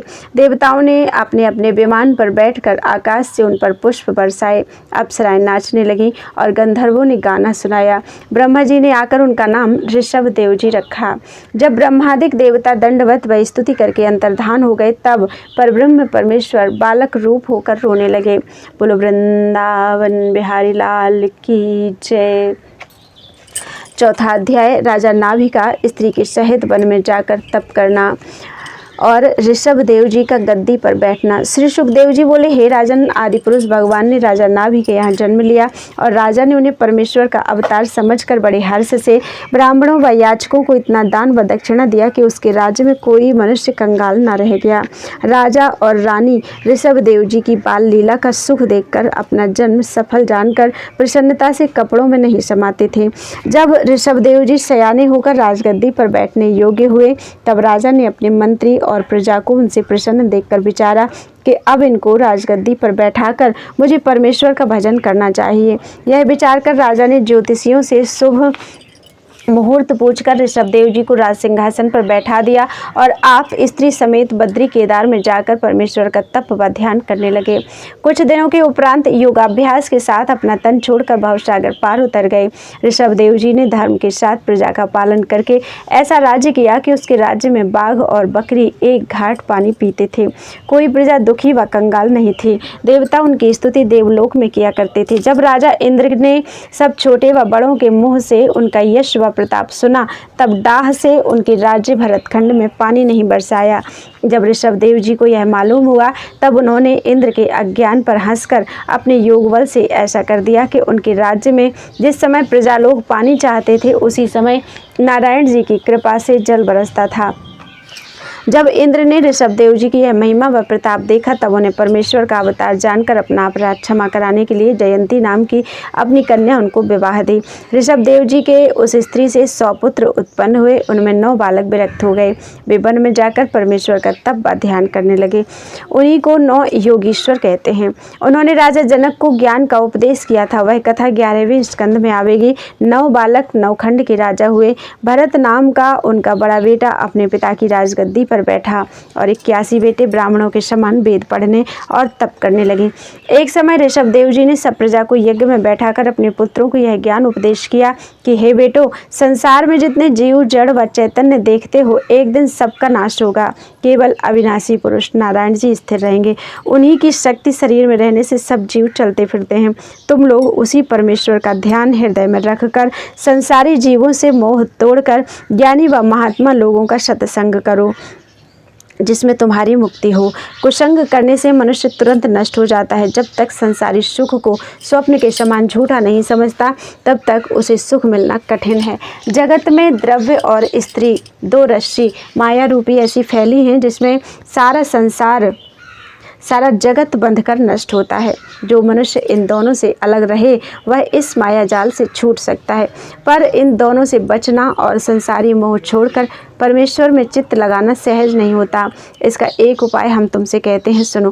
केवल संत व महात्मा की संगति करना ही इसका उपाय है।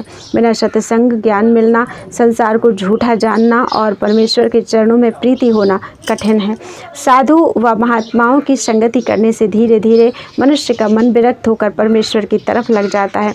इसके सिवा एक और मुख्य बात कहता हूँ, उस पर तुम विश्वास करो। संसार में नरक व मोक्ष के दो दरवाजे हैं। संत व महात्मा की संगति व सेवा करना मोक्ष का द्वार है और पर स्त्री प्रसंग करना, चोर जुआरी विषयी व मद्यप का संग करना नरक का दरवाजा है। बोलो वृंदावन बिहारी लाल की जय। 5वां अध्याय ऋषभदेव जी का अपने बेटों को ज्ञान सिखलाना और संत महात्माओं के लक्षण कहना। ऋषभदेव जी ने कहा, हे बेटो, जिन संतों व महात्माओं की संगति व सेवा करने से मोक्ष का द्वार खुल जाता है, उनके लक्षण सुनो। उनका मन सदा एक सा रहता है। किसी के दुर्वचन कहने से उनको क्रोध नहीं होता। भीतर व बाहर समान रहता है। हृदय में कपट नहीं होता। वे हरि भक्तों से अधिक प्रीति रखते हैं। रात्रि दिन हरि कथा कहने सुनने पर भी उनको उससे संतोष नहीं होता। आलस्य नहीं आता। अपने घर व परिवार में अतिथि के समान रहकर केवल अपना पेट भरने व अर्थ निकालने से प्रयोजन रखते हैं। लाभ व हानि होने से कुछ हर्ष व चिंता नहीं करते। अतिथि का एक लक्षण यह है कि जिस तरह कोई परदेशी कंगाल दूसरे ग्राम या नगर में पहुंचे और एक दिन किसी के घर भोजन करके दूसरे रोज वहां से चला जाए, तो भोजन देने वाले से उसे कुछ मोह उत्पन्न नहीं होता। दूसरा लक्षण अतिथि का सुनो। जैसे पक्षी किसी मकान में घोंसला बनाकर रहते हैं, वहां दाना पानी खाते हैं, पर उस घर के गिरने का इन्हें कुछ सोच नहीं होता। तीसरा लक्षण अतिथि का यह है कि जिस तरह खीरे का फल ऊपर से एक होकर उसके भीतर 3-4 फांक अलग रहती है, उसी तरह ज्ञानवान गृहस्थ भी प्रगट में स्त्री व पुत्र का मोह रखकर अंतःकरण से उनको अपना शत्रु जानता है। ऐसे विरक्त गृहस्थ को भी, जो किसी जीव को दुख नहीं देता, साधु व महात्मा समझना चाहिए। सो तुम ब्राह्मणों को बहुत उत्तम जानकर दयापूर्वक प्रजा का पालन करो। इस तरह का ज्ञान रखने वाला यमदूतों की फांसी में नहीं बांधा जाता। ऋषभदेव जी ने अपने बेटों को यह उपदेश देकर कुछ दिनों के उपरांत विचारा कि अंत समय यह राज्य व परिवार मेरे साथ नहीं जाएगा, सब मेरा संग छोड़ देंगे, इसलिए पहले से इनका साथ छोड़ देना उत्तम है। ऐसा विचार कर भरत नामक अपने बड़े बेटे को राजगद्दी पर बैठा दिया और आप विरक्त होकर जड़ भरत का रूप बना लिया। जड़ भरत पहाड़ पर जाकर परमेश्वर का तप व भजन करने लगे। जड़ भरत के यह लक्षण हैं कि मल मूत्र करने पर भी स्नान आदि का कुछ नियम ना रखें। भोजन व वस्त्र का उद्योग छोड़ दे। कदाचित कोई भोजन खिला दे तो खा ले, नहीं तो निश्चिंत बैठा रहे। अपने कपड़े तक की सुधि ना रखे। सो ऋषभदेव जी ने स्नान व पूजा आदि सब छोड़ दिया। उस पर भी उनका रूप देखकर देवकन्याएं मोहित हो जाती थीं। 40 कोस तक उनके मलमूत्र की सुगंधी पहुंचती थी। उसी समय अष्ट सिद्धि ने उनके पास आकर अपने अपने गुणों का वर्णन किया, पर ऋषभदेव जी ने उनकी ओर आंख उठाकर भी नहीं देखा। बोलो वृंदावन बिहारी लाल की जय। 6वां अध्याय ऋषभदेव जी का चलन देखकर सराबगी धर्म का प्रकट करना। राजा परीक्षित इतनी कथा सुनकर बोले, हे मुनिनाथ, ऋषभदेव जी जो नारायण जी का अवतार थे, 8 सिद्धियों का मन अपनी ओर खींचकर उन्हें विरक्त क्यों नहीं कर दिया। जो मनुष्य काम, क्रोध, मोह, लोभ, मन व इंद्रियों को अपने वश में ना रखता हो, उसे अष्ट सिद्धि की ओर देखने से डर व खटका है। सो ऋषभदेव जी उन सबको अपने अधीन किए थे। उन्होंने किस वास्ते अष्ट सिद्धि की ओर नहीं देखा। यह वचन सुनकर सुखदेव जी बोले, हे राजन, यह चंचल मन काम क्रोध आदि बड़े बड़े बलवानों की कुसंगति पाने से वश में नहीं रहता। उसमें कामदेव ऐसा बली है जिसके मद में मनुष्य अंधा होकर अपना भला बुरा नहीं समझता। यही कामदेव बड़े बड़े योगियों व ऋषीश्वरों के तप व ध्यान में विघ्न डालकर हजारों वर्ष का तप एक क्षण में नष्ट कर देता है। चंचल मन बिजली व पारे के समान कभी एक ठिकाने नहीं रहता, इसलिए मन का विश्वास नहीं रखना चाहिए। जिस तरह पुंसली स्त्री अपने पति को भुलावा देकर दूसरे पुरुष के पास जाती है, उसी तरह यह मन व इंद्रियां अष्ट सिद्धि का कुसंग पाने से चैतन्य होकर कुकर्म की इच्छा करती हैं। यह विचार कर ऋषभदेव जी ने उनकी ओर नहीं देखा था, जिसमें कामदेव को रोकना ना पड़े। जड़ भरत रूप रहने में शास्त्र के अनुसार धर्म रखने व सत्कर्म करने का प्रयोजन नहीं रहता। इसलिए बहुत मनुष्यों ने ऋषभदेव जी का चलन देखकर स्नान करना और वेद पढ़ना छोड़ दिया। तभी से ओशवाल व सरावगी का मत फैला। जो लोग वेद व शास्त्र को नहीं मानते, उन लोगों में इस मत का प्रचार हुआ। वे लोग जैन धर्मी कहलाते हैं। ऋषभदेव जी उसी अवस्था में अग्नि जलने से जलकर परम धाम को चले गए। बोलो वृंदावन बिहारी लाल की जय। ऋषभदेव जी भगवान की जय। 7वां अध्याय। ऋषभदेव जी के पुत्र भरत का राज्य करना और फिर वन में तप करने के लिए जाना। श्री सुखदेव जी ने कहा, हे परीक्षित, ऋषभदेव जी का भरत नामक बड़ा बेटा जो उनकी जगह राजा हुआ, उसने धर्म पूर्वक राज्य करके प्रजा को पुत्र के समान जाना। अपना विवाह पंचजनी नामक विश्वरूप की कन्या से किया। उसी स्त्री से धूमकेतु आदि 5 पुत्र बहुत सुंदर व प्रतापी उत्पन्न हुए। जब राजा ने बहुत से यज्ञ करके उनका फल परमेश्वर को अर्पण कर दिया, तब उन्हें ईश्वर की चतुर्भुजी मूर्ति का दर्शन ध्यान में होने लगा।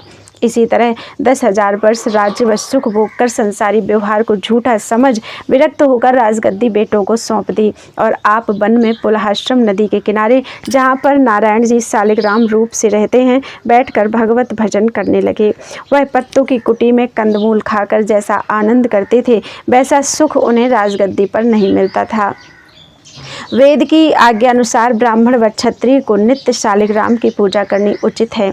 एक दिन राजा भरत मध्याह्न समय नदी के किनारे बैठे हुए सूर्य देवता का ध्यान कर रहे थे।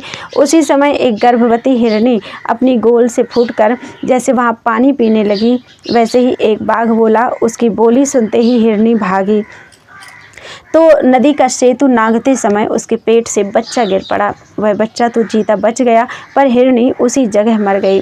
राजा भरत ने यह दशा देखकर विचार किया कि इस बच्चे को यहाँ पड़ा रहने से कोई जानवर खा लेगा या मारे भूख व प्यास से यह मर जाएगा तो मुझे पाप होगा। परमेश्वर ने इसका बोझ मेरे ऊपर डाल दिया है, इसलिए इसकी रक्षा करनी चाहिए। ऐसा विचार कर राजा ने उस बच्चे को उठा लिया और पानी से धोकर अपनी कुटी में ले आए और गऊ का दूध पिलाकर उसे पालने लगे। बोलो वृंदावन बिहारी लाल की जय। 8वां अध्याय। उस बच्चे का खो जाना और राजा भरत जी का उसी शोक में तन त्याग करना। सुखदेव जी ने कहा, हे राजा, जब उस बच्चे को पालने से अधिक मोह हुआ, तब भरत जी अपने हाथ से हरी घास छीलकर उसको खिलाने व अपने पास सुलाने लगे। जब दिशा फिरने व स्नान करने के लिए कहीं बाहर जाते, तब उसे अपने साथ रखते। पूजा व तप करते समय भी उसको अपने पास बैठाए रहते। भरत जी ने इतनी प्रीति उस बच्चे से बढ़ाई कि उनके जप व ध्यान में बाधा होने लगी। जब वह बच्चा कहीं चला जाता तब उसके लिए बहुत उदास होते थे। अनायास एक दिन वह बच्चा छूटकर वन में चला गया और अपने गोल में मिल जाने से फिर लौटकर कुटी में नहीं आया। जब राजा भरत ने बहुत ढूंढने पर भी उसे नहीं पाया, तब बड़े सोच से कहने लगे, मुझसे बड़ी चूक हुई। अकेला छोड़ देने से वह भाग गया।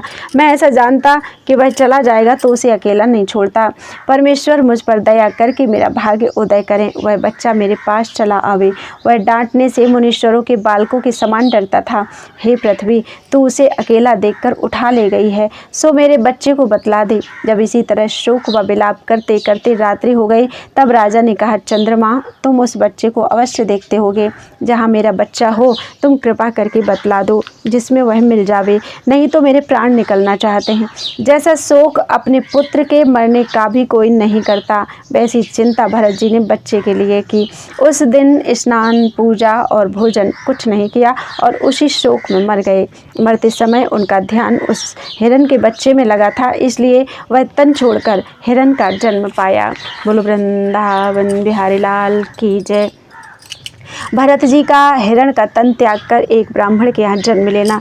श्री सुखदेव जी ने कहा, हे राजा, भरत जी हिरण का जन्म पाकर वन में रहने लगे, परंतु हरिभजन के प्रताप से वह अपने पूर्व जन्म का वृत्तांत जानते थे, इसलिए अपनी अज्ञानता समझकर मन में कहते थे कि मैंने हरि चरणों का ध्यान छोड़कर जैसी प्रीति उस बच्चे से की, वैसी अपनी स्त्री व पुत्र से कभी नहीं की। उसके मोह में फंसकर ऐसा नष्ट हुआ कि मनुष्य से हिरण का तन पाया। भरत जी पिछली बात सोचकर किसी हिरणी आदि से प्रीति नहीं करते थे। कहते थे कि ना मालूम इनकी संगति करने से फिर मेरी क्या गति होगी। यह समझकर वे किसी जीव को दुख नहीं देते थे और ना हरी घास खाते थे। जो फल व पत्ता सूख कर गिर पड़ता था उसे खाकर हिरण के तन में भी परमेश्वर का ध्यान व स्मरण करते थे। इतनी कथा सुनाकर सुखदेव जी बोले कि हे राजा, मृत्यु से मनुष्य को प्रति क्षण डरना चाहिए, न जाने किस समय मृत्यु आ जावे। एक हिरण के बच्चे से मोह करने में ऐसी महात्मा की यह गति हुई, फिर दूसरों की क्या गिनती है। जो कोई परमेश्वर का ध्यान छोड़कर माया रूपी जाल में फंसेगा उसकी ऐसी ही गति होगी। भरत जी उस तन में दिन रात इसी बात का सोच करते थे कि जल्दी मेरा यह शरीर छूटे तो मनुष्य तन पाकर परमेश्वर का भजन करूं। एक रोज नदी पार उतर रहे थे। वे रूखे पत्ते खाने से निर्बल तो थे ही, इसलिए लांघते समय पुलहाश्रम नदी में गिर पड़े और डूबकर मर गए। फिर अथर्वण वेद पढ़ने वाले एक ब्राह्मण के पुत्र हुए। उनका नाम भरत रखा गया। जब सयाने हुए तब पूर्व जन्म का वृत्तांत याद करके संसारी मोह में ना फंसे और दिन रात परमेश्वर में ध्यान लगाए रहे। अपने पिता के डांटने पर भी पढ़ने में जी नहीं लगाया। उस ब्राह्मण ने अंत समय में दूसरे बेटों से कहा, हे पुत्रों, मैंने बहुत चाहा कि तुम्हारा भाई भरत कुछ पढ़े, पर उसने पढ़ने में चित्त नहीं लगाया, इस कारण मूर्ख रहा। तुम लोग मेरे अंत समय की बात मानकर ऐसा उद्योग करना जिसमें वह पढ़कर चतुर हो जावे। जब वह ब्राह्मण यह कहकर मर गया तब उसके बेटों ने भरत को पढ़ाने के लिए बहुत उपाय किए, पर उसने नहीं पढ़ा। जड़ भरत रूप बनकर ऐसी चलन पकड़ा कि कोई खिला दे तो खावे, पिला दे तो पीवे, नहीं तो कुछ सोच ना करके दिन रात्रि परमेश्वर के ध्यान में मगन रहे। भरत के भाइयों ने यह हाल देखकर उससे अपना मन मोटा कर लिया, पर भोजन उसको दे दिया करते थे। जब उन्होंने देखा कि यह घर गृहस्थी का कोई काम नहीं करता, वृथा खाता है, तब उसे अपना खेत अगोरने के लिए बैठा कर कहा कि तुम देखा करो कि जिसमें इस खेत का अनाज कोई ना ले जावे, पशु पक्षी भी खाने ना पावे। जड़ भरत ने उसकी कुछ रखवारी नहीं की। वहाँ आनंद पूर्वक बैठकर परमेश्वर का स्मरण व ध्यान करने लगे।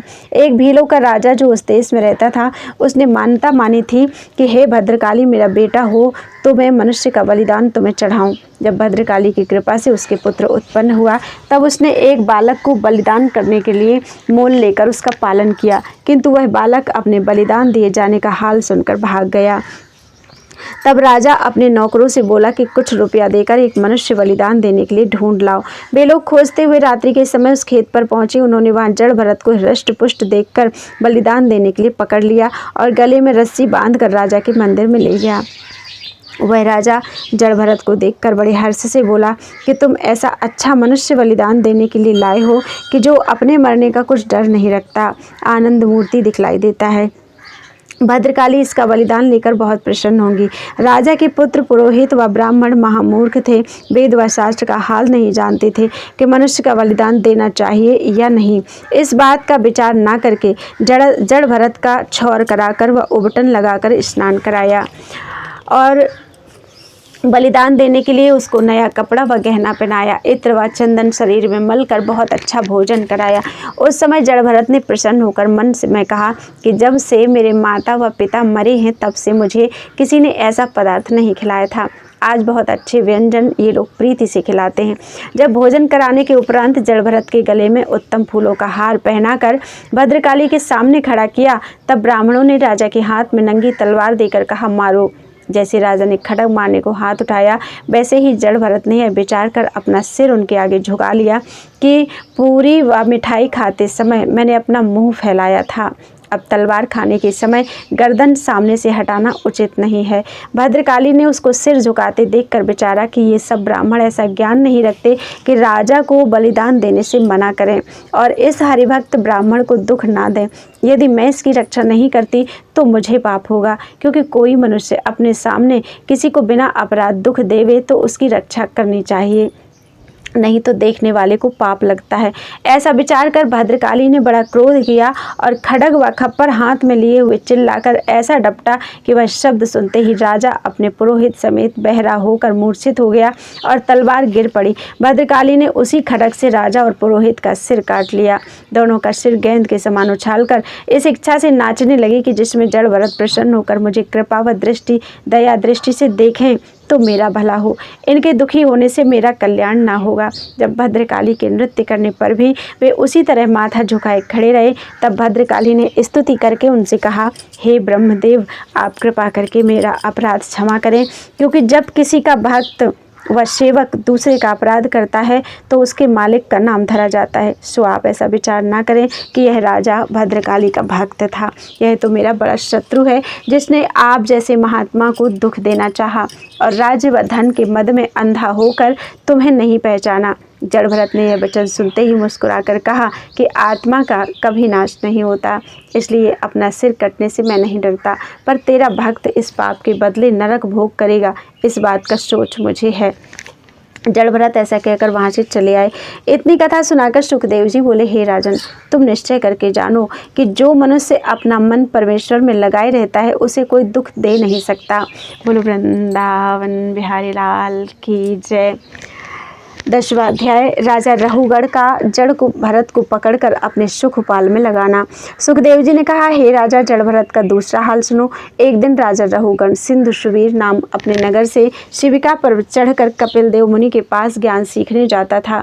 राह में उसकी सवारी का एक कहार मांदा हो गया। उसी ओर कहीं जड़ भरत भी परमेश्वर के ध्यान में आनंद से बैठे थे। दूसरे कहारों ने जड़ भरत को हृष्ट पुष्ट देखकर पकड़कर शिविका में लगा दिया। जड़ भरत आनंद पूर्वक राजा की पालकी उठाए चले जाते थे और इस अपमान का उनको कुछ सोच नहीं था, पर धरती को देखते हुए चिंटी आदि जीवों को दबने से बचाते हुए पांव रखते थे। इसलिए जब कई बार शिविका हिली तब राजा ने क्रोध से कहारों की ओर देखकर कहा कि तुम लोग पालकी क्यों हिलाते हो? कहार बोले, हमारा कुछ अपराध नहीं है, यह नया कहार शिविका हिलाता है।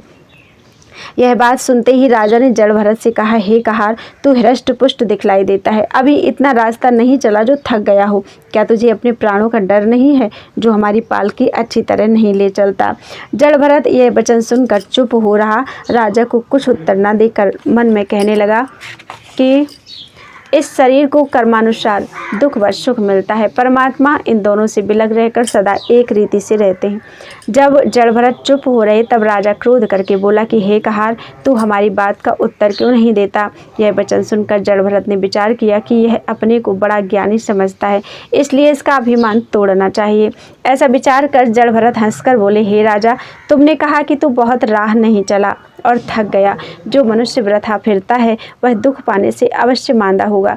क्यों ऐसा कर्म नहीं करता जिससे जन्म व मरण से छूट जावे? आपने कहा कि तू दुर्बल नहीं है, मोटा दिखाई देता है। सो हे राजा, जिसको जीव कहते हैं वह सदा चैतन्य रहकर न मोटा होता है न दुर्बल, सदा एक सा रहता है। कदाचित उसे दुबला कहो तो वह एक ऐसा सूक्ष्म रूप है कि किसी को दिखलाई नहीं देता, और मोटा समझो तो उसके विराट रूप में सारा संसार व 14 लोक वर्तमान है। यह शरीर नाश होने वाला है, कभी पुष्ट व कभी कृष्ण रहता है। जिसने इस अनित्य शरीर में प्रीति लगाई उसे इन बातों का विचार करना चाहिए। और जो तुमने कहा कि तू मरने की इच्छा रखता है, सो मेरे निकट जीना व मरना दोनों बराबर हैं। बिना मृत्यु आए कोई नहीं मरता। हे राजन, परमेश्वर का प्रकाश मेरे, तुम्हारे और सब जीवों के तन में एक सा है, इसलिए मैं स्वामी व सेवक को समझाता हूँ। तुम इसी शरीर तक राजा हो, मरने के उपरांत हम और तुम दोनों बराबर हो जाएंगे, इसलिए तुमको यह सामर्थ्य नहीं है कि जो अविनाशी पुरुष आत्मा को दुख दे सको। इस झूठी काया को चाहे जो दंड दे दो, दुख व सुख, हर्ष व विषाद शरीर को होता है। परमात्मा तन में पृथक रहकर दुख व सुख से कुछ प्रयोजन नहीं रखते। यह वचन सुनते ही जब राजा को ज्ञान प्राप्त हुआ तब वह शिविका से उतर पड़ा और जड़ भरत को दंडवत करके बोला कि महाराज, मैंने संसारी जाल में फंसे रहने से तुमको नहीं पहचाना। सत्य बतलाओ, तुम ऋषीश्वर हो या किसी महापुरुष का अवतार होकर अवधूतों की तरह अपना भेष बदलते फिरते हो? आप कृपा करके अपना भेद बतलाइए और मुझे ज्ञान सिखलाकर भवसागर पार उतार दीजिए। मैं महादेव के त्रिशूल से और यमराज, चंद्रमा, सूर्य और अग्नि आदि किसी देवता से नहीं डरता, पर ब्राह्मण के सांप से बहुत डरता हूँ, सो मेरा अपराध क्षमा कीजिए। यह बात सुनकर जड़भरत ने कहा, हे राजा, यह जीव अपनी करनी से कभी देवता होता है, कभी मनुष्य तन में राजा होता है, कभी भिखारी। यह गति इस शरीर की समझकर परमात्मा को जिसे जीव कहते हैं उन सबसे पृथक जानना चाहिए। इतना ज्ञान कहने के उपरांत जड़भरत ने अपने पूर्व जन्म का सब वृत्तांत राजा रघुगण से वर्णन किया। बोलो वृंदावन बिहारी लाल की जय। 11वां अध्याय जड़भरत का राजा रघुगण को ज्ञान का उपदेश करना। जड़भरत ने कहा, हे राजा, मनुष्य की अज्ञानता देखो। वह अपने कानों से जिन स्त्री व पुत्र आदि का दुर्वचन सुनकर दुख पाता है, तिस पर उसका चित्त उनकी ओर से नहीं फिरता। झूठ सत्य बोलकर किसी प्रकार से 10 रुपया कमाकर उन्हीं लोगों का पालन करता है। 6 चोर व ठग 8 पहर मनुष्य के साथ रहकर इस तरह उसके शुभ कर्मों को चुरा लेते हैं, जिस तरह राह में चोर व ठग धनपात्र के साथ लगकर अवसर पाकर उसे लूट लेते हैं। चूहा घर में रहने से खाने पीने पर भी वस्त्र आदि काट डालते हैं। जिसके घर में चूहा ना हो उसकी वस्तु नष्ट नहीं होती। उन 6 में एक चोर मन को समझो, जिसके चलायमान होने से मनुष्य को कर्म करके नष्ट होता है। दूसरे 5 चोर व ठग काम, क्रोध, लोभ, मोह व इंद्रियां हैं, जिनके अधीन रहकर अशुभ कर्म करने से मनुष्य का धर्म क्षीण हो जाता है। इसलिए मनुष्य को चाहिए कि इन 6 चोरों व ठगों को अपने अधीन रखे, उनके बस में ना होवे। जब जड़भरत ने यह बात रघुगण से कही, तब राजा ने फिर उन्हें दंडवत किया। बोलो वृंदावन बिहारी लाल की जय। राजा रघुगण का मनुष्य तन की स्तुति करना। 12वां अध्याय राजा रघुगण ने जड़भरत से इतना ज्ञान सुनकर विनय किया, महाराज, मनुष्य योनि से दूसरा चूल्हा उत्तम नहीं होता। जिससे तुम्हारे ऐसे महात्मा व ज्ञानी का मुझे दर्शन मिला। मनुष्य का जन्म देवताओं से भी अच्छा समझना चाहिए। कदाचित देवता परमेश्वर का तप करें तो मुक्ति के सिवा दूसरा मनोरथ उनको नहीं मिलता। भरत खंड का मनुष्य जिस अर्थ के वास्ते हरिभजन करे वही फल उसको प्राप्त होता है। इसलिए मैं मनुष्य तन को देवताओं से उत्तम जानकर दंडवत करता हूँ। जड़भरत यह वचन सुनकर बोले, हे राजा, जो बातें मैंने तुझसे कहा उसका अर्थ तूने समझा या नहीं? राजा बोला कि महाराज, मैं संसारी जीव अति मूर्ख अज्ञान हूँ, इसलिए यह ज्ञान अच्छी तरह नहीं समझा। आप दया करके विस्तार पूर्वक कहिए, तब मैं समझ सकता हूँ। यह वचन सुनते ही जड़भरत हंसकर बोले, हे राजन, यह बात कठिन है। ऐसा ज्ञान यज्ञ पूजा तप करने, विरक्त होने, वन में रहने, पंचाग्नि तापने, जल में बैठने व दान देने से नहीं प्राप्त होता। यह सब कर्म करने से मनुष्य को इस बात का अहंकार होता है कि मैंने ऐसे शुभ कर्म किए हैं, मेरे बराबर दूसरा कौन होगा। शुभ कर्म करने पर भी अहंकार रखने से वह नष्ट हो जाता है। जब तक अभिमान छोड़कर संत व महात्मा के चरणों की धूल अपने मस्तक पर नहीं लगाता, तब तक यह ज्ञान उसको नहीं मिलता। परमेश्वर की कृपा के बिना संत व महात्मा का दर्शन दुर्लभ है। हे रघुगण, तुम समझते हो कि हम राजा हैं, सो मैं भी पिछले जन्म में भरत नामक 7 द्वीपों का राजा था, पर वहाँ रहने से अपना भला ना समझकर राजगद्दी छोड़ दिया और वन में नारायण जी की शरण में जाकर हरिभजन करने लगा। तुमको अभी तक अपनी राजगद्दी का अभिमान बना है, इसलिए दूसरे जीवों पर दया नहीं करते। जिस तरह परमेश्वर का प्रकाश तुम्हारे तन में है, उसी तरह इन कहारों में भी समझना चाहिए। ज्ञान की दृष्टि से ये लोग और परमेश्वर के सब जीव तुम्हारे समान हैं, सो तुम अपने शरीर के सुख के वास्ते इन्हें दुख देते हो, यह बहुत अनुचित है।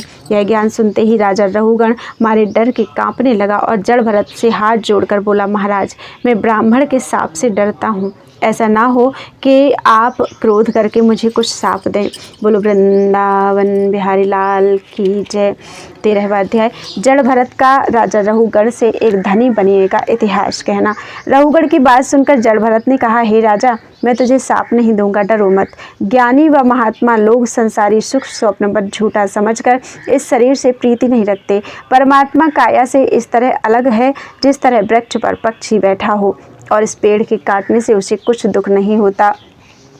कदाचित पक्षी उस वृक्ष को अपना जानकर रोवे तो उसका शोक करना वृथा है। जो मनुष्य शरीर को अपना समझकर संसारी सुख में मन लगाता है उसे दुख के सिवा सुख नहीं होता। जब वह विरक्त होकर परमेश्वर में ध्यान लगाता है तब उसको सुख मिलता है। परमेश्वर की भक्ति करने से हृदय में ज्ञान का दीपक प्रज्वलित होता है और काम क्रोध का अंधकार उसके अंतःकरण से छूट जाता है। यह ज्ञान सुनते ही राजा रघुगण ने हाथ जोड़कर कहा, महाराज, मैंने आपको पहचाना। आप ब्राह्मण हैं। जिस तरह रोगी का दुख अमृत पीने से छूट जाता है, उसी तरह आप संसारी मनुष्यों को जो माया मोह में फंसकर नष्ट हो रहे हैं, अपना दर्शन देकर कृतार्थ करते हैं। सो मुझे भी अपना दास जानकर आपने दर्शन दिया। यह बात सुनकर जड़ भरत बोले, हे राजन, मैं एक इतिहास कहता हूँ, तो उसके सुनने से भवसागर पार उतर जाएगा। एक धनपात्र बनिया व्यापार की बहुत वस्तुएं अपने साथ लेकर किसी दिसावर को चला। उसने कृपणता से माल की रक्षा करने के लिए अपने साथ कोई चाकर नहीं रखा, इसलिए 6 चोर उसके संग हो लिए। उन चोरों के और भी सहायक उनके पीछे पीछे चले।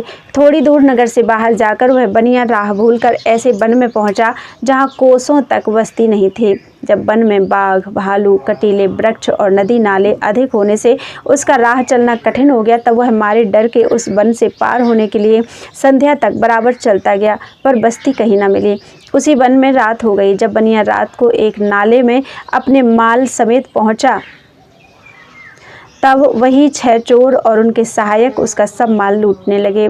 उस समय उस बनिए ने रो रो कर मन में कहा कि कुछ भी माल यदि बच जाता तो उसे बेचकर फिर व्यापार करता। वह बनिया ऐसा विचार कर जिस वस्तु का बचाव करता उसे सब चोर लूटते थे। जब उसका सब माल चोर लूट ले गए तब वह बनिया घबराकर उस वन में अपने टिकने का स्थान ढूंढने लगा, पर कोई जगह उसके रहने के लिए नहीं मिली। वह व्याघ्र व हाथी आदि की बोली सुनकर डर से कांपता हुआ राह में चला जाता था। कहीं सांप व बिच्छू देखता तो ठोकर खाकर गिर पड़ता था, कहीं पैर में कांटे चुभते थे। वृक्ष के नीचे जब सुस्ताने लगता तो वृक्ष पर उल्लू का शब्द सुनकर वहां से भी भागता। कभी वन में आग लगी देखकर उसके डर से दूसरी ओर दौड़ता था। उसी विपत्ति में भागते हुए एक सूखे कुएं में गिर पड़ा। उस कुएं पर एक बरगद का वृक्ष था, उसकी एक डाली कुएं में लटकती थी। जब वह बनिया आधे कुएं में पहुंचा तब वह डाली उसके हाथ लगी, उसे पकड़कर लटक गया। उस कुएं में एक सांप नीचे बैठा था। सो अंधियारी रात में बिजली चमकने से उसने देखा कि कुएं में एक सांप फन काढ़े बैठा है।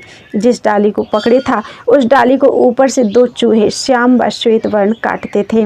तब बनिया ने विचारा कि कुएं में कूद पड़ूं तो सांप के काटने से मर जाऊं, नहीं कूदता तो डाली कट जाने से गिरकर सांप के मुंह में पड़ूंगा।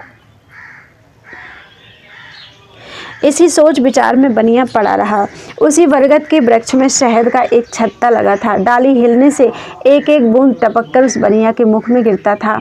ऐसी विपत्ति में वह बनिया शहद चाटकर बहुत प्रसन्न होता था।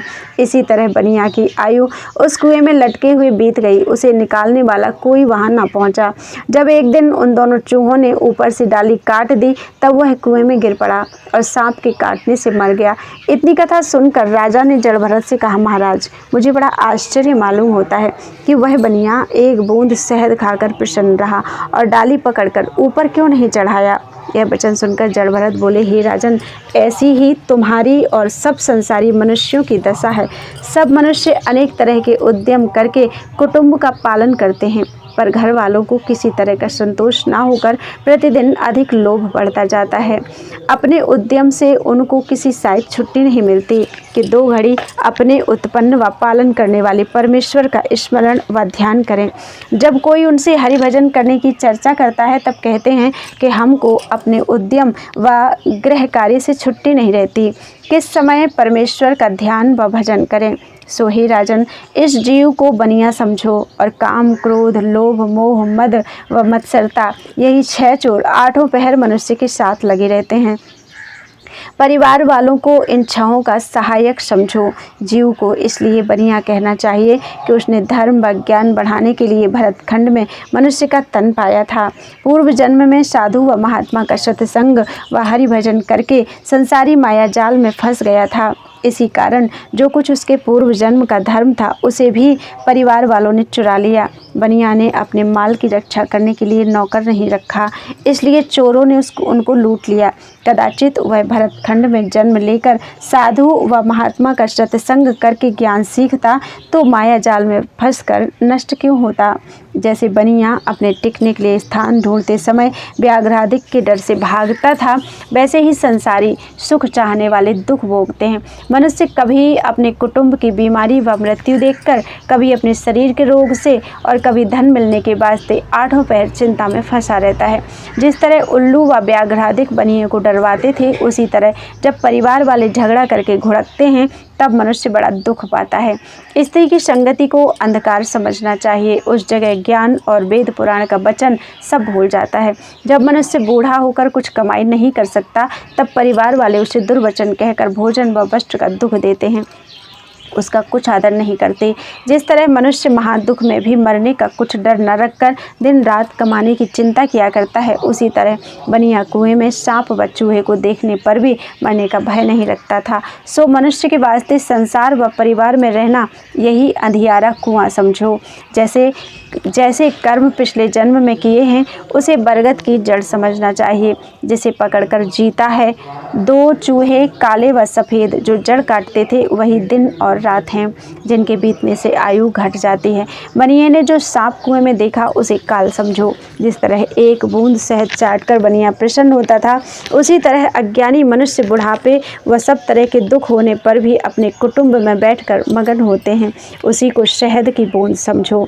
हे राजन, जगत को दुख देने वाला बन जानो। संसारी माया जाल में फंसने वाला मनुष्य उसी बनिए के समान दुख पाकर नष्ट होगा। जिस तरह तू जगत की माया में लिपटा है, उसी तरह वह बनिया स्त्री व पुत्र के मोह में फंसकर नष्ट हुआ था। जो कोई वेद व शास्त्र के अनुसार चले, वह अपना मनोरथ पा सकता है, नहीं तो सब छोटे बड़े इसी माया रूपी वन में भूल कर नष्ट हो रहे हैं। सत्संग के बिना मोह रूपी वन से बाहर निकलना बहुत कठिन है। बोलो वृंदावन बिहारी लाल की जय। 14वां अध्याय। यह ज्ञान सुनकर रहुगण का प्रसन्न होना और तप करने के लिए वन में चले जाना। जड़ भरत ने जब इस तरह का ज्ञान रहुगण को बतलाया, तब राजा प्रसन्न होकर जड़ भरत के चरणों पर सिर रखकर विनयपूर्वक बोला कि आपने अति दया करके मुझे जो माया में भूल रहा था, यह ज्ञान रूपी रास्ता दिखलाया है। यह वचन सुनकर जड़ भरत बोले कि तुम इस ज्ञान के प्रकाश से संसारी जाल में नहीं फंसोगे। राजा उसी समय विरक्त हो गया, उसी जगह अपनी पालकी छोड़कर वन में जाकर हरि भजन करके मुक्त हुआ। जड़ भरत अपना शरीर योगाभ्यास के साथ त्याग कर परम धाम को चले गए। जड़ भरत के सुमत नाम बेटे ने जैन धर्म का मत संसार में फैलाया। उनके वंश में प्रतिहार आदि उत्पन्न होकर शुभ कर्म करके परम पद को पहुँचे। बोलो वृंदावन बिहारी लाल की जय। जड़ भरत का आख्यान पूरा हुआ।